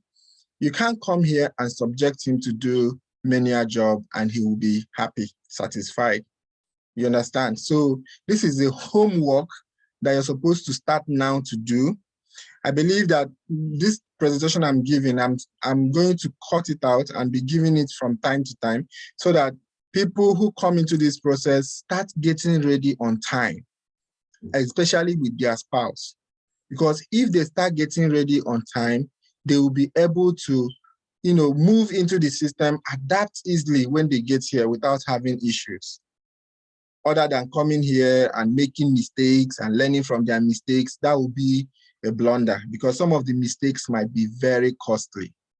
All right. So if you know what job you want to do in the US, okay, let me start by saying, okay, some of your goals, so some of you have a clear goal while others don't. I've always seen that. There are some people who their spouses are like doctors. They have clear goals. When I come here, I'll write my USMLE and write the part 1, part 2, I pass, and I start getting a residency somewhere in the remote area, and I start working from there. I'll go to the bigger cities. And that's a perfect plan. That's a very perfect plan. But, from the time that you write the part 1 to the time you write the part 2, you will still have to pay your bills. You have to pay your light bill, you have to pay your water bill, your utility bill, you have to pay your rent, you have to pay everywhere. The difference between pay in US and pay in UK is that some of them in UK used to share with me that after their utilities and everything, the money that remains from there for them is not much. But in the US, you can still keep some change in your purse after paying, depending on how hard you work, because if you work harder, you get more money. Okay, so if you know what job you want in the US, that's awesome. You already know what to search for, and you know exactly what type of job opening you want to apply to. Your career plan is at that time very clear to you. So if you don't have a plan yet, please don't tell me you are ready to do anything in the US. That's not a career plan. I have had that too many times, too much for my taste. I know goals. I know your goal is to be in the US or in the United States and get experience from it. But first, you need to have a career plan. So another thing I would like to say that I've seen happening is spouse coming here and having problems because of finances. Okay, so, and that is also happening because the rate at which both of you get the funds are not equal. But I'm telling you, there are some jobs that you can do here in the United States that will be at par with what they pay nurses. I mean, the spouses of nurses can actually earn as much as their wives are earning. They can actually earn as much as their wives are earning. This all depends on getting yourself ready and getting ready to transition to the United States. So what do you want to, or what you want might not be what you will get here. So now you might say, okay, when I get to the US, anything I see, I will do. No, it doesn't work that way. That's number one. And you might say, okay, when I get to the US, I work in the bank. No, you have to pass through a process. Assuming you have a banker that is your husband, your spouse. Get your husband to start working in line of his career. If he's a banker there, he should look into getting certification to become also a banker here. What are the things he needs to do? Does he need to do an online course from Nigeria to at least get ready for the workforce in the United States? You might not want to read what I have to say next. It might offend you or challenge your expectation. Landing in the US with a work visa does not mean you will get rich or stay in the US for life. What you are going to see is the reality of the US market as it is today. You might not like it. Unfortunately, if your profile and expectation don't match the market, it is going to happen. Sorry to disappoint you. So you must actually prepare. You must actually prepare for the US market. And preparation is gathering documents, gathering recommendations. This is one of the things you should do, even right from Nigeria. Try to get recommendations from as many people as possible. US like recommendation like no man's business. If you say you have worked here and these people say this good thing about you, they put it on paper, they signed it, and this is it, and you're showing it to somebody, you have already convinced the person to hire you.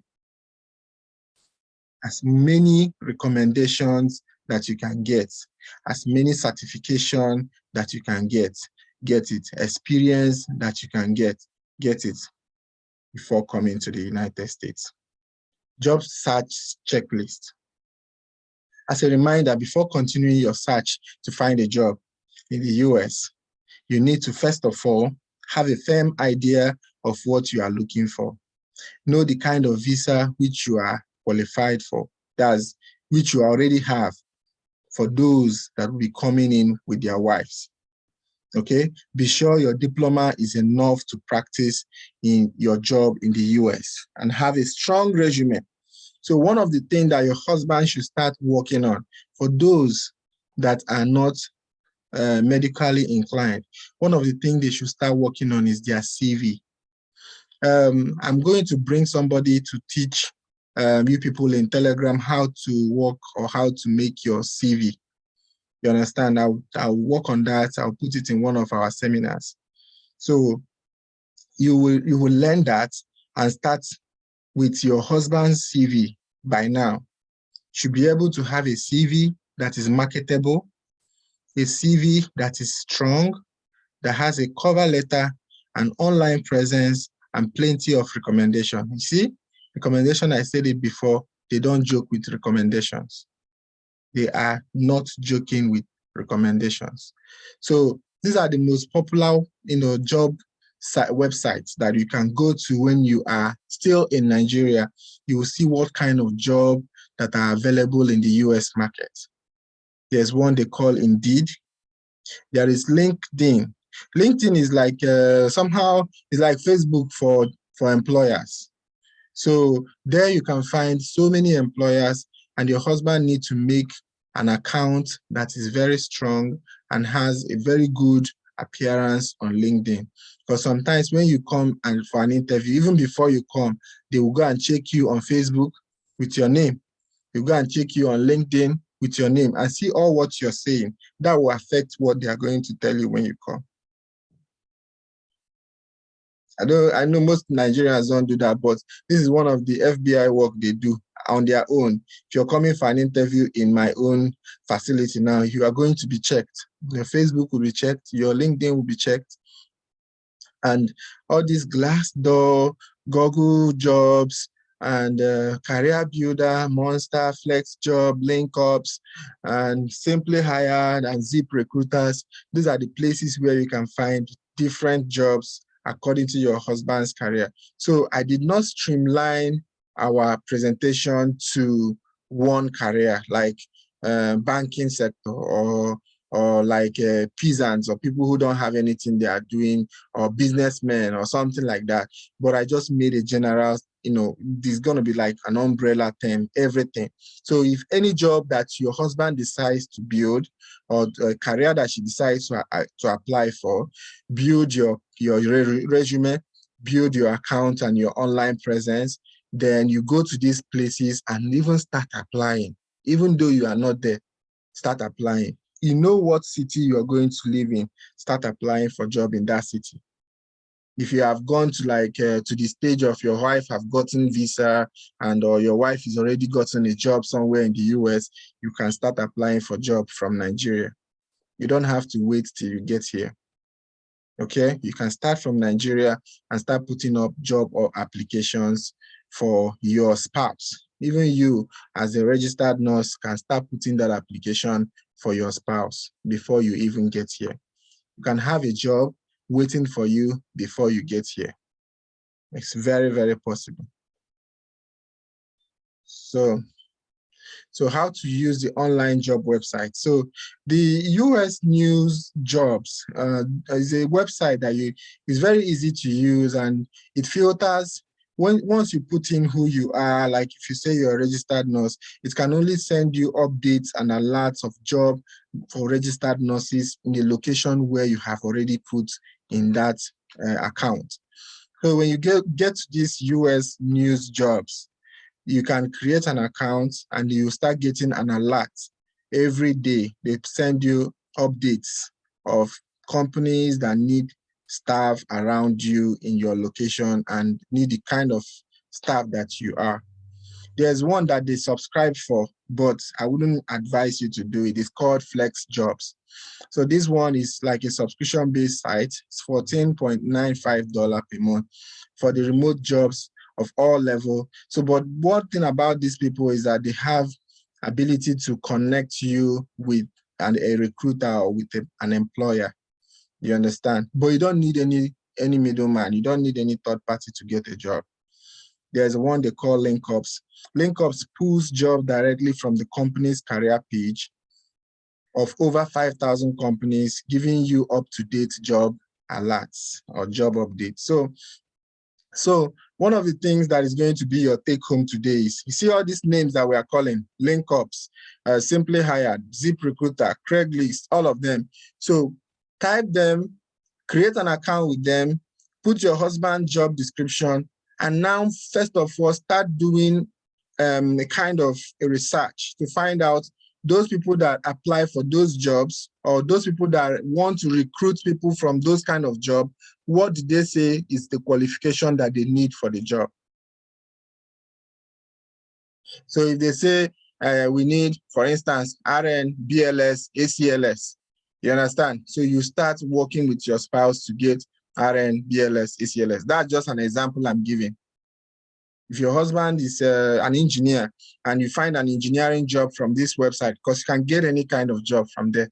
You find an engineering job and they say they need maybe C.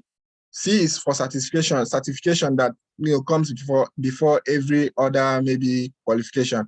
Certification of this. They said it, you start looking at, okay, how can somebody get that? From Nigeria, you can start applying to get that.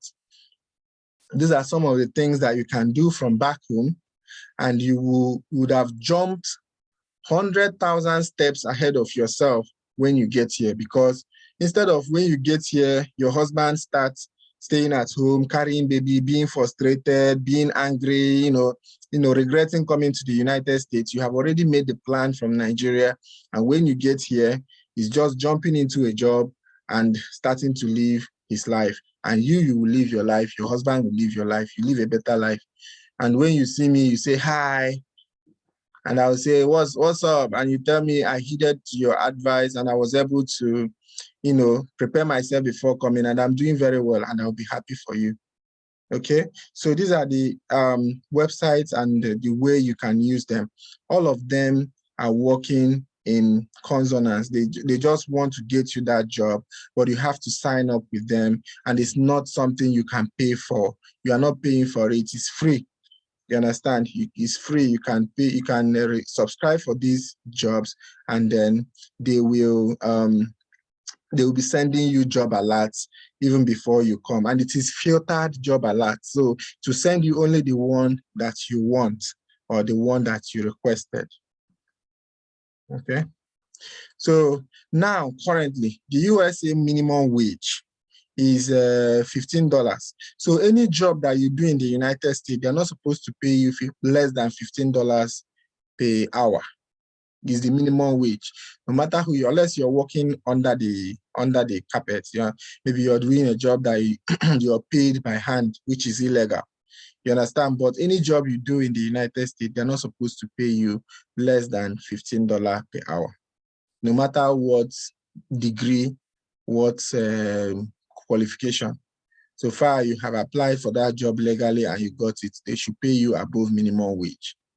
Okay, so but this is a new minimum wage. It was 11 point something before, they moved it to 13.5, and this month, this year, 2022, they moved it again to $15 per hour. So it's a new thing, and different states have already begun to pass it into laws. So different states has begun to adopt it, and they are beginning to like pay their their workers, and they mandate any company that state to pay their workers this amount that is mentioned. Okay. Let me mute us again. All right, so there are other side jobs that people do. So if you don't prepare, let me just tell you the truth. If you don't prepare for your husband career-wise, plan his career, do everything that I said now. If you don't do that, just tell your husband these are the kind of job that he's going to do when he comes here. It's not a bad job, but it's just a side job, and there is so much stress in it. DoorDash is a food delivery company. So you get food from a vendor and take it to the house of somebody that wants the food for online deliveries. Now it's becoming more rampant because people don't want to leave their house because of COVID and all that. So they either DoorDash it, somebody will go and get the food and bring it to the house and you pay the person, but all the payments is being done online, so you're not collecting cash. Then the company pays you at the end of maybe a week or 2 weeks. They pay you. It's just like working a regular job. Some people do it in the morning, they go out with their car and they come back in the night. Another one is Uber. And Uber also has the one they call Uber Eats. Uber Eats is the same Uber, but this one they are delivering food. But the other one is carrying human being. Lyft is also, a means of, transportation. They, carry people from one. Zomoto, all of them, Slice, Group Hub, and Swiggy, Postmates, all of them are all food delivery alternatives that you can, get into. Sign up with them, put your account number. Every 2 weeks, they will tell you how much you worked, and then they will give you your money. Okay, so the best delivery company to work for in the US is the one they call Ease. Is the highest paying with about from $18 to $26 is the average pay that you can get if you're working for them. And there's one they call Amazon Flex. Amazon Flex is about $18 to $25 per hour that they pay their hires. But this is based on location and how busy the location is. Okay. So Amazon is like, also deliver packages, different items, online shopping. We all know Amazon. So they have Amazon Flex. People that drive those buses, they are paid around this $25. And most nurses that come here, your salary will start from $25. Sure, especially if you're with agencies. You'll be talking about from $25 to like $30. So if you're among those taking $25 and your husband is taking $25, it's not the same thing, But if your husband prepares alongside his career, as you're preparing to come here and live your American dream as a registered nurse, he should also prepare alongside whatever he studied to come here and become a professional in his own area. Not coming here, I'll go there, anything I find, I do. No, if your husband is thinking like that, start discouraging him and make him to begin to work towards certification, recommendations, making his CV, creating an online account and presence, and signing up for jobs. That is things that he should start doing now. So trucking is another thing that gives a lot of money in the US. Trucking is just driving truck. It's not another type of English word. It's just driving lorry, truck. You understand? So they are responsible for freight movement in the US. So the market is very big. They are actually shortage of, the way they are shortage of nurses, that's the way they are shortage of truck drivers in the US. Every time they are short of truck drivers. Because a lot of things, I was telling somebody that the reason why they are short of truck drivers in the US is that, the way you do online shopping, you would go online and buy something online, and then you will, open it and you don't like it. Then you close it back and go and give it to the people that delivered it. Then somebody that, brought it will now carry it back again to wherever factory, and they will repackage it again. And person, so it's a continuous process, like a circle, they'll give it to another person that bought it online. The person will open and return, that kind of thing. Because when they take pictures and you see things online, it will look so beautiful. But when they bring it for you, you will be seeing what I ordered versus what I got. You understand? You will order something very nice that you are expecting, and at the end of the day, you see something else that they deliver to you and you don't like it. You send it back, and it's still these lorry drivers that has to take it up and down. So lorry drivers take as much as $30.77 per hour. Their entry position is like that. And they make around $60,000 per year. And their salaries, entry level, start like from $44,000 per year. I'm telling you, this is a proven fact. I know somebody who is doing it. He is doing very, very well. I think he's even making more money than the wife. The wife is a registered nurse. He is a truck driver, and he's making a lot of money. But you have to go through a training for you to be able to drive a truck here in the US. You have to go through a kind of a special driving school. So if your husband is somebody that wants to look into trucking, he should start from Nigeria. Not to drive long distance, but at least should know how to turn the steering from Nigeria, so that when you come here, they don't say, let's go and do practical, and you start asking questions. Where do they put it on? Where do they match brake? Where do they do this one?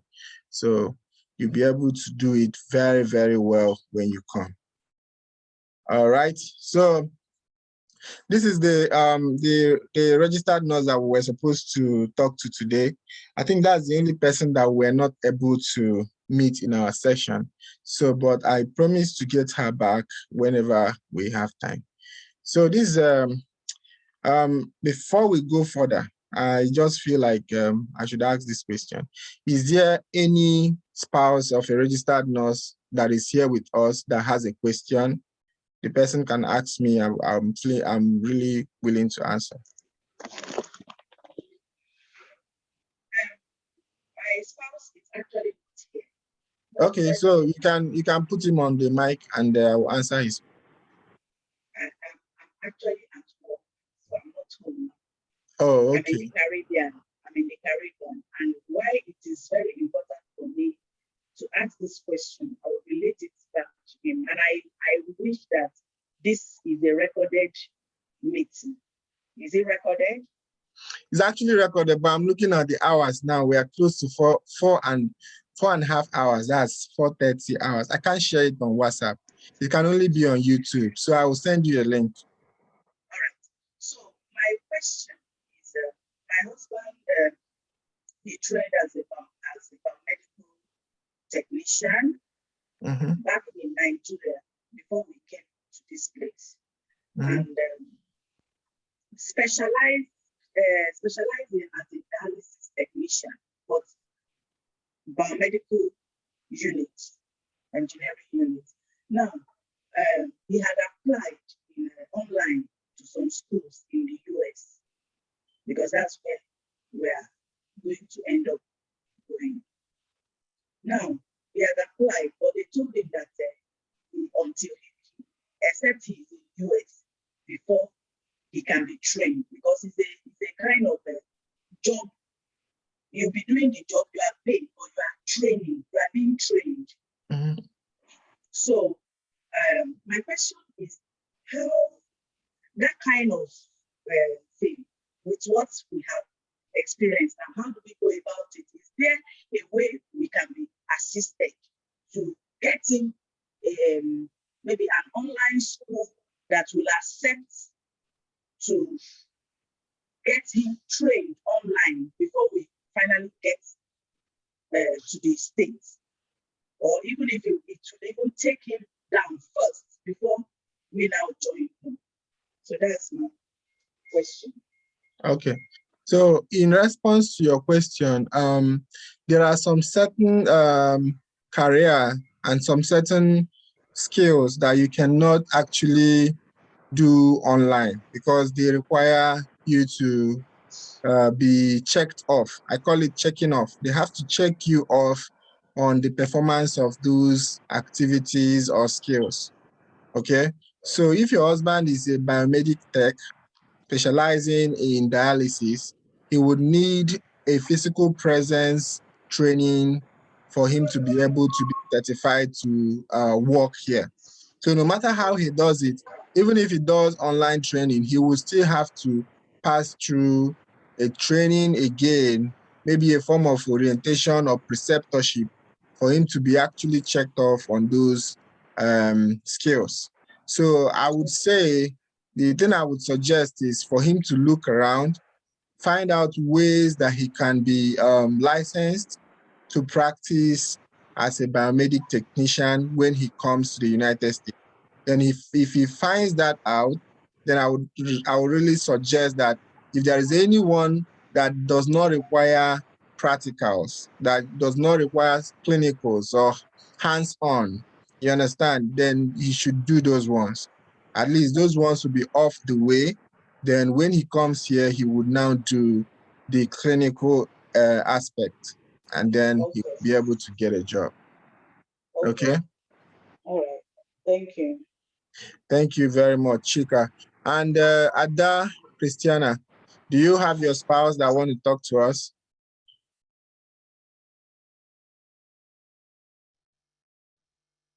Yes. Okay, sir. Go ahead. I'm speaking for my wife. Okay.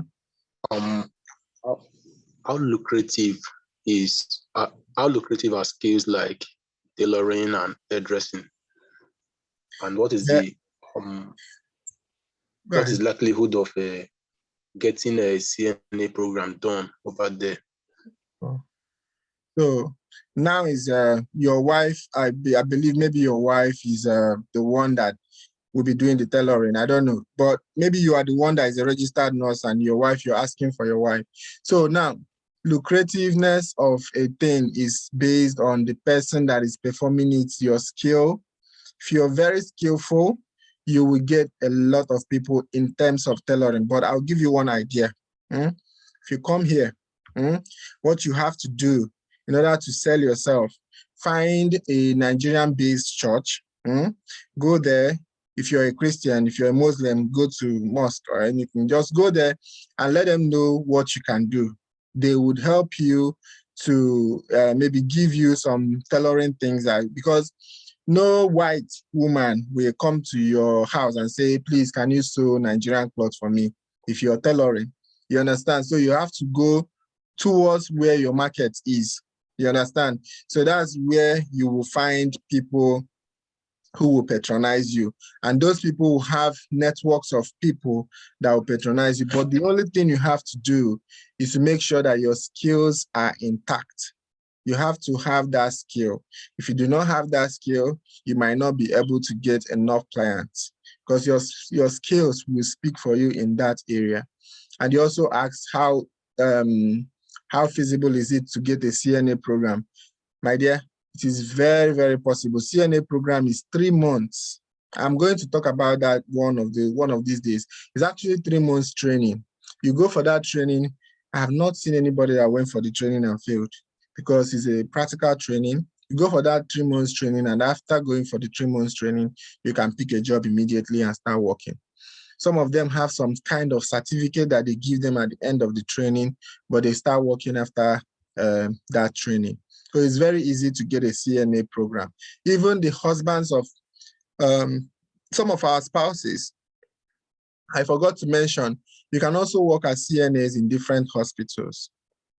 I know a lot of people who come here, they get a job, and their wives are nurses. When their wife go to work, they talk to their manager. Do you guys have opening for CNA? My husband can do it. Before you know it, their husband are taking. I know some that was not able to do CNA, but he went into the nutrition aspect of the hospital. That's the cafeteria. So the husband went and started working in cafeteria. That one, you do not need any program or anything.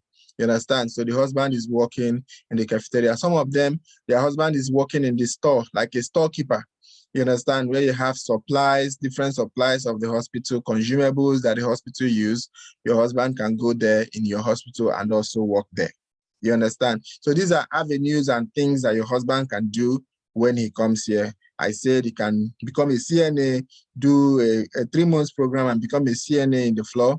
He can also work in the unit as maybe nutrition, not nutritionist, but nutritional tech. They call them tech because they are not nutritionists, but they help to cook the food and maybe to give it to the patients. They don't have so much contact with the patients. And they also can work in the store, like storekeeping, get some supplies and whatever they are supplying to the hospital, they pack it in their store and all that. Those are ones that I know that pay very well, and it's still a decent job.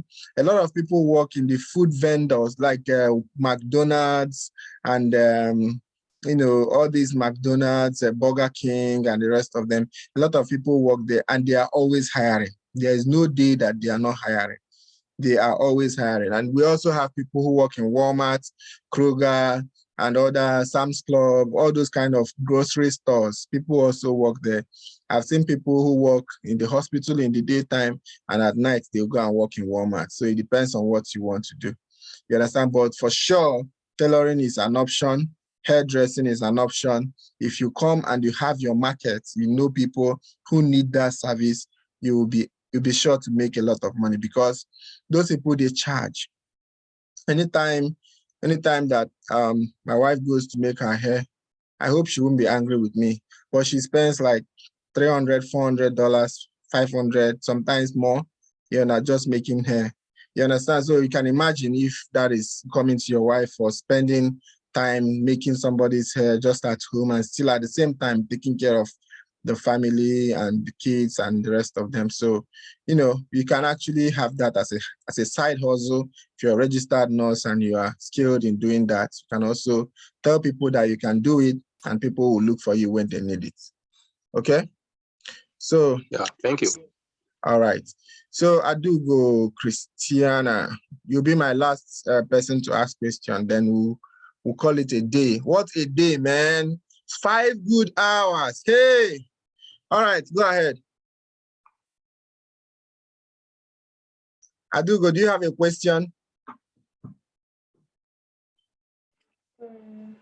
Put your video now. Should be everybody have been free. All of you just remove your video. I'm just seeing myself here. Everywhere is black, as if all of you are sleeping. Don't even know if I'm talking to people that are sleeping or not. But there's no lights here. We're in Nigeria. I enjoyed this section, so I'm not sure I have further questions. Okay, thank you very much. Because you raised up your hand, that's why I'm calling your name. Really? Yes, you did. The previous one. Yeah, okay. All right, MTRs, all right. You raised your hand before. I'll give you that privilege. Ask your question and then. All right, thank you so much. Can you hear me? Yes, I can hear you loud and clear. Thank you. Well, I want to say thank you for helping us through this whole process. May God bless you. So my question is starting by saying I'm currently in the UK. I work as a UKRN. So, but it seems quite difficult of how to start and how to go about it. And my IELTS is expiring in August. I don't know if IELTS is ready to help me extend it. And I don't know if it is achievable to get all this sorted before August. I have it for CGFNS to start, that's the registration, but it seems like I haven't still done anything yet because I just started making inquiries in my school about my transcript to be sent to them. So it's just like till the beginning. Yeah. So I was just going to ask that, do you think it's feasible to still get it done, or you think I need to start preparing for another IELTS? And then secondly, I know I don't need to travel to take the NCLEX exam any longer. Yeah, you don't Do have I need to to travel? I think No, it's you being don't done in have the to. UK here. It's in Holborn. The center is in Holborn. You can go there and have your NCLEX done. You don't have to travel anywhere. But as per the question you asked, for my IELTS in August. yeah, if you give us your process, to do for you, I'm sure we can expedite that process and have everything done before August. And my plan will be for you to write. If you can get everything in, if I were you, this is what I would do. I would try and strive and beat that August timeline. You can do it. You have 7 months. So you can beat that timeline, have yourself registered and take the exam, then apply for CGFNS immediately after you pass your NCLEX. Apply for this visa screen. Don't even wait for an agency. Immediately you pass your NCLEX, apply for your visa screen, because that's the only place you need your IELTS.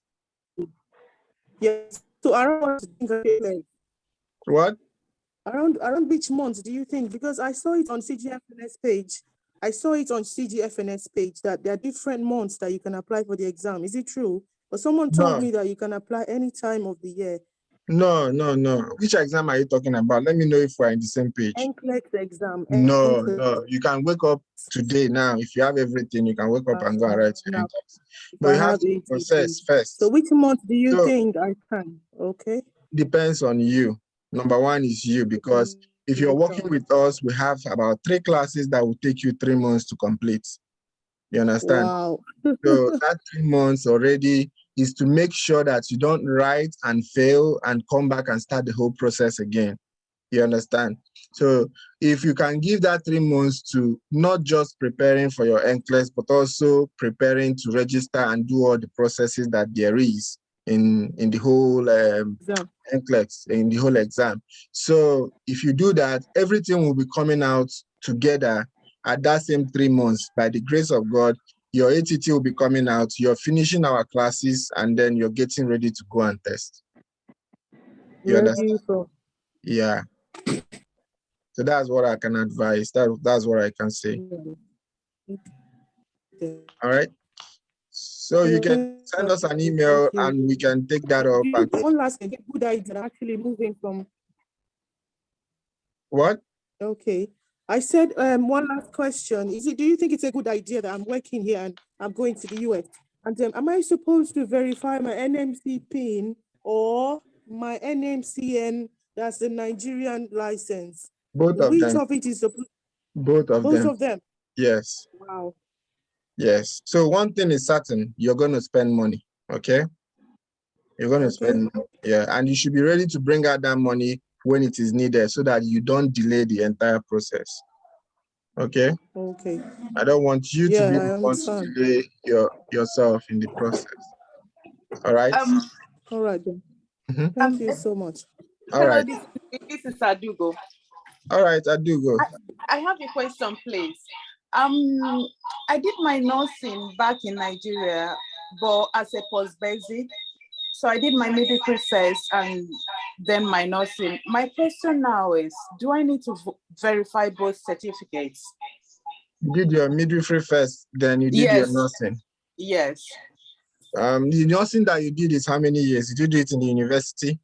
No, it was College of Nursing. I did it. Yeah, you have to verify both.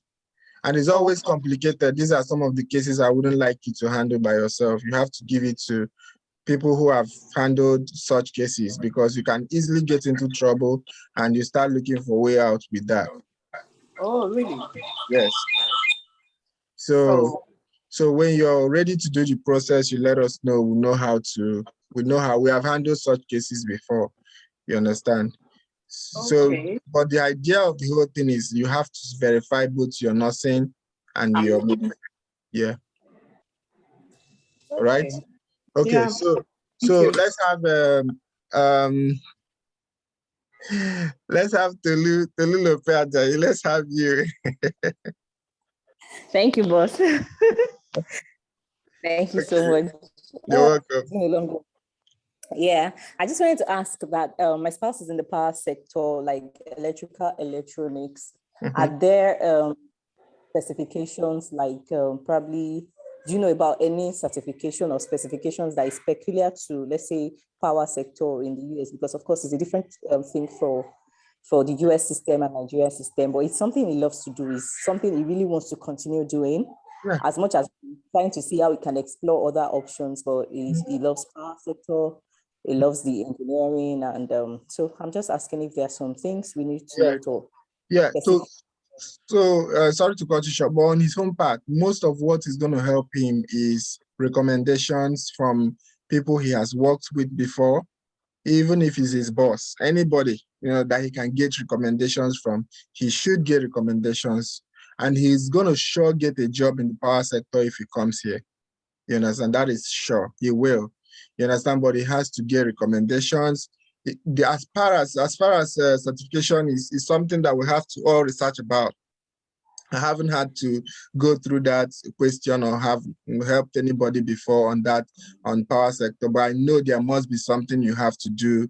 But most importantly is recommendation. If you can find people who can, attest to the fact that he has worked with them, even if he has worked with them on other grounds, be it international agencies or be it people locally, he can just have those people, have those things ready, put it in a CV, start now to look into those job sites that I said. Start now to apply for them. Start now to look at what the requirements for somebody who wants to work.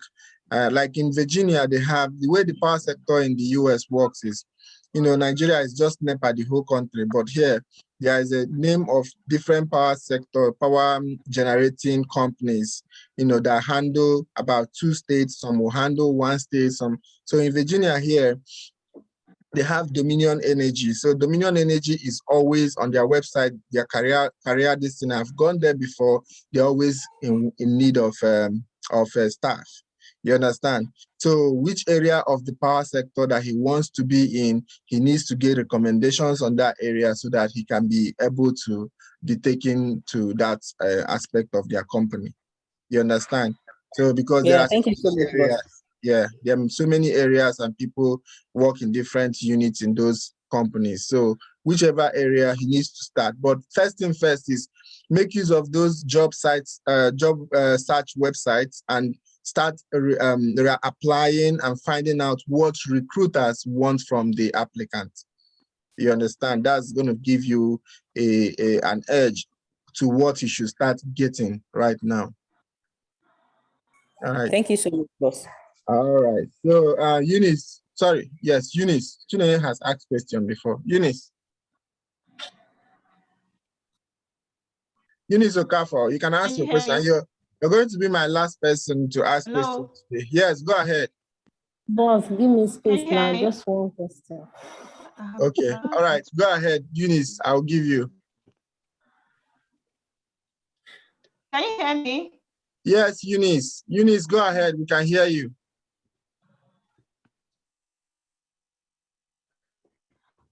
Okay. Hello, can you hear me? Okay, Eunice, you need to get a good reception so that we can hear you very well. Chineye, go ahead. Sir, please, I want to know the name of that agent. Okay, Eunice, type your question in the comment section. Hello? I'll answer it, okay? We can't hear you very well, so type your question in the comment section. We'll answer it. Go ahead, Chineye. So I said I want to know the name of the agency that you said that gives certification after being trained for one spouse, so that I can give it to someone that is in need of it. The name of the agency that does what? He said is that train people and give them a certificate. He said is NA something, NC or be what, I can't remember, please. No, I can't even remember when I said that.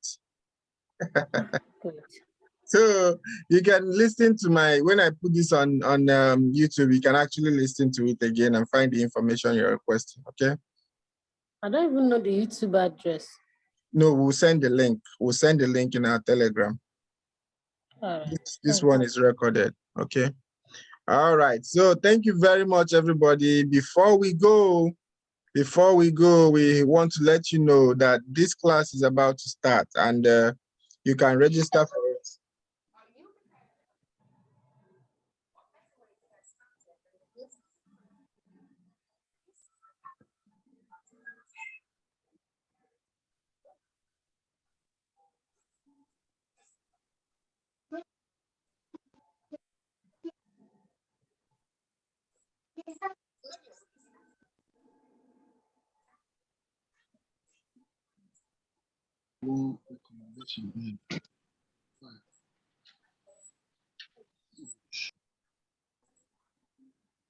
What you said was very, very correct.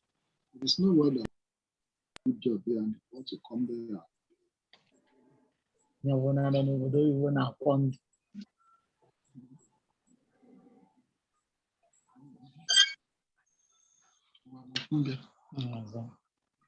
Oh, my video. Okay.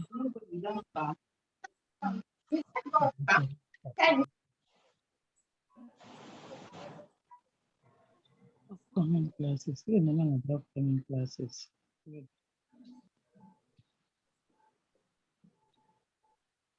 So this class is about to start, and I will encourage you to register. This is another class that is about to start. Our CGFNS Preparatory Class 2 is about to start on the 14th. And I will encourage you, if you are on that process, if your agency is sending you to take CGFNS, you can come to us and we'll prepare you. We have a special program that would help you to be better prepared to face the exam whenever you want. We have our UKRN CBT class or exam preparatory class. We help people here to that want to transition to the United Kingdom to do the preparatory class for the CBT, and also we also go ahead to help them with the IELTS equally. So we have these classes that are also going to start. This one is starting on the 14th of February, Valentine's Day. So get ready. If you're about to join that class, I would recommend that you sign up immediately. And our Almighty Content class is starting on the 6th of February. So this is a very, very important class in your life as a USRN. If you haven't done your content, or if you did it and you're not sure that you did it very well, my recommendation is that you go back to your content, because content is key to passing the exam. If you don't know your content, you cannot pass your NCLEX, okay? So our rebranded class is going to start on the 30th of January. So sign up, guys, and the About to Test class is starting on the 14th of February too. So we have so many classes lined up for you. So this is the best time for us to start looking at your New Year resolution, and also start working with you to make sure that by next January, we have actually gotten to our destination. All right. At this point, I've taken questions, so all I can say is thank you. Thank you, and thank you for staying with me for 5 hours on the program. Hey, God. Thank you. That's a very, very, very long one. A very, very long one. At some point, we have like 150 people, but we're ending with about 50 people. So some people fell out on the way, but I know they got the important part of the lecture, what they wanted to hear. So I'm just saying thank you so much to everyone that has made. Chinelo, how are you? I'm fine, thank you. Thank you for coming. Thank you. I see most of you, I know you, but if you don't show your face, I don't even know if it's you. Are you seeing my face? I'm seeing your face now. Really? I'm at work. Okay. Thank you for coming. Chika Ibukwe. Chika, how are you? I'm fine. It's been a long while. Yeah. Remember when what happened? Chika. Since 2019. It's been long. So, yeah, I had to leave Nigeria to the Caribbean, to just leave Nigeria, Sha. Yeah. I'm trying my best now to gather strength to go and crush Don't worry. Endless. God will You do it. You will. You will get there. You'll get there. I'm so Amen. happy to see you, Amen. Chika. So happy to Amen. see you. I do go. Thank you for all your powerful questions. Chine, thank you for your question. And Eunice, thank you. Thank you, everyone that have joined us, that have contributed. Yes, Cynthia you've and not answered Kenny, my question how are yet. you? Thank you so much, Hello, Ezra you need Cafe, answer to my for question, please. Anyway, I've typed that. You typed it. Okay, I'll get to it. I'll get to it. Thank you. I want to go around. Toyin, thank you. Ruth and Kano, thank you. But Steph D, thank you for joining in. Can you talk to us? Can you just say hi to everyone? I don't think she's close to her phone. All right, Galaxy A10, thank you. Chinenye, I've gone there. Okay, I've said that before. Let's go further again. Jones, Esther, thank you. Jewel, Florence, Hiro, and Oluwatosin, thank you. Mo, thank you so much. I don't know who is Mo, but thank you. And Nietete, Anetie, sorry, Umoren, thank you. Okonkwo Evangeline, thank you. Obasanya, Sophia, Ozarut, Chekube, Jenny, thank you for coming. I appreciate you all. And Bukola, Oyebola. Somebody's name is Babe. Am I free to call you Babe? Babe, thank you. And Fola, thank you. Thank you. He said I'm he will calling never everybody's change. name. Fee, thank you very much. Thank you, thank you. You made all this happen. Fee, how are you doing? Sammy. I hear my voice. Sammy, Mr. thank you. Decency, don't forget Yes. that you promised to help me with the Colorado board extension. I will send the email, then we will all follow up. But everything I'm gonna do, I will talk to you after, because everything has to, come through you. So to say, it has to come through you.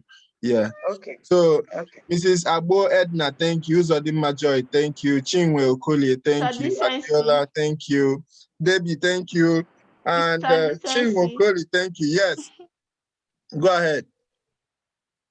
Can you hear me now? Yes, ma'am. Okay, this is Eunice. Okay, Eunice, yeah. How are you? Yes, Eunice Okafor. I'm very fine, sir. I'm very fine. Thank you so much for putting up this for us. Please, my question is, I am being guided by one of your specialists for this. Okay. So which yes, through the academy. So which the stage I am right now is the CGFNS stuff.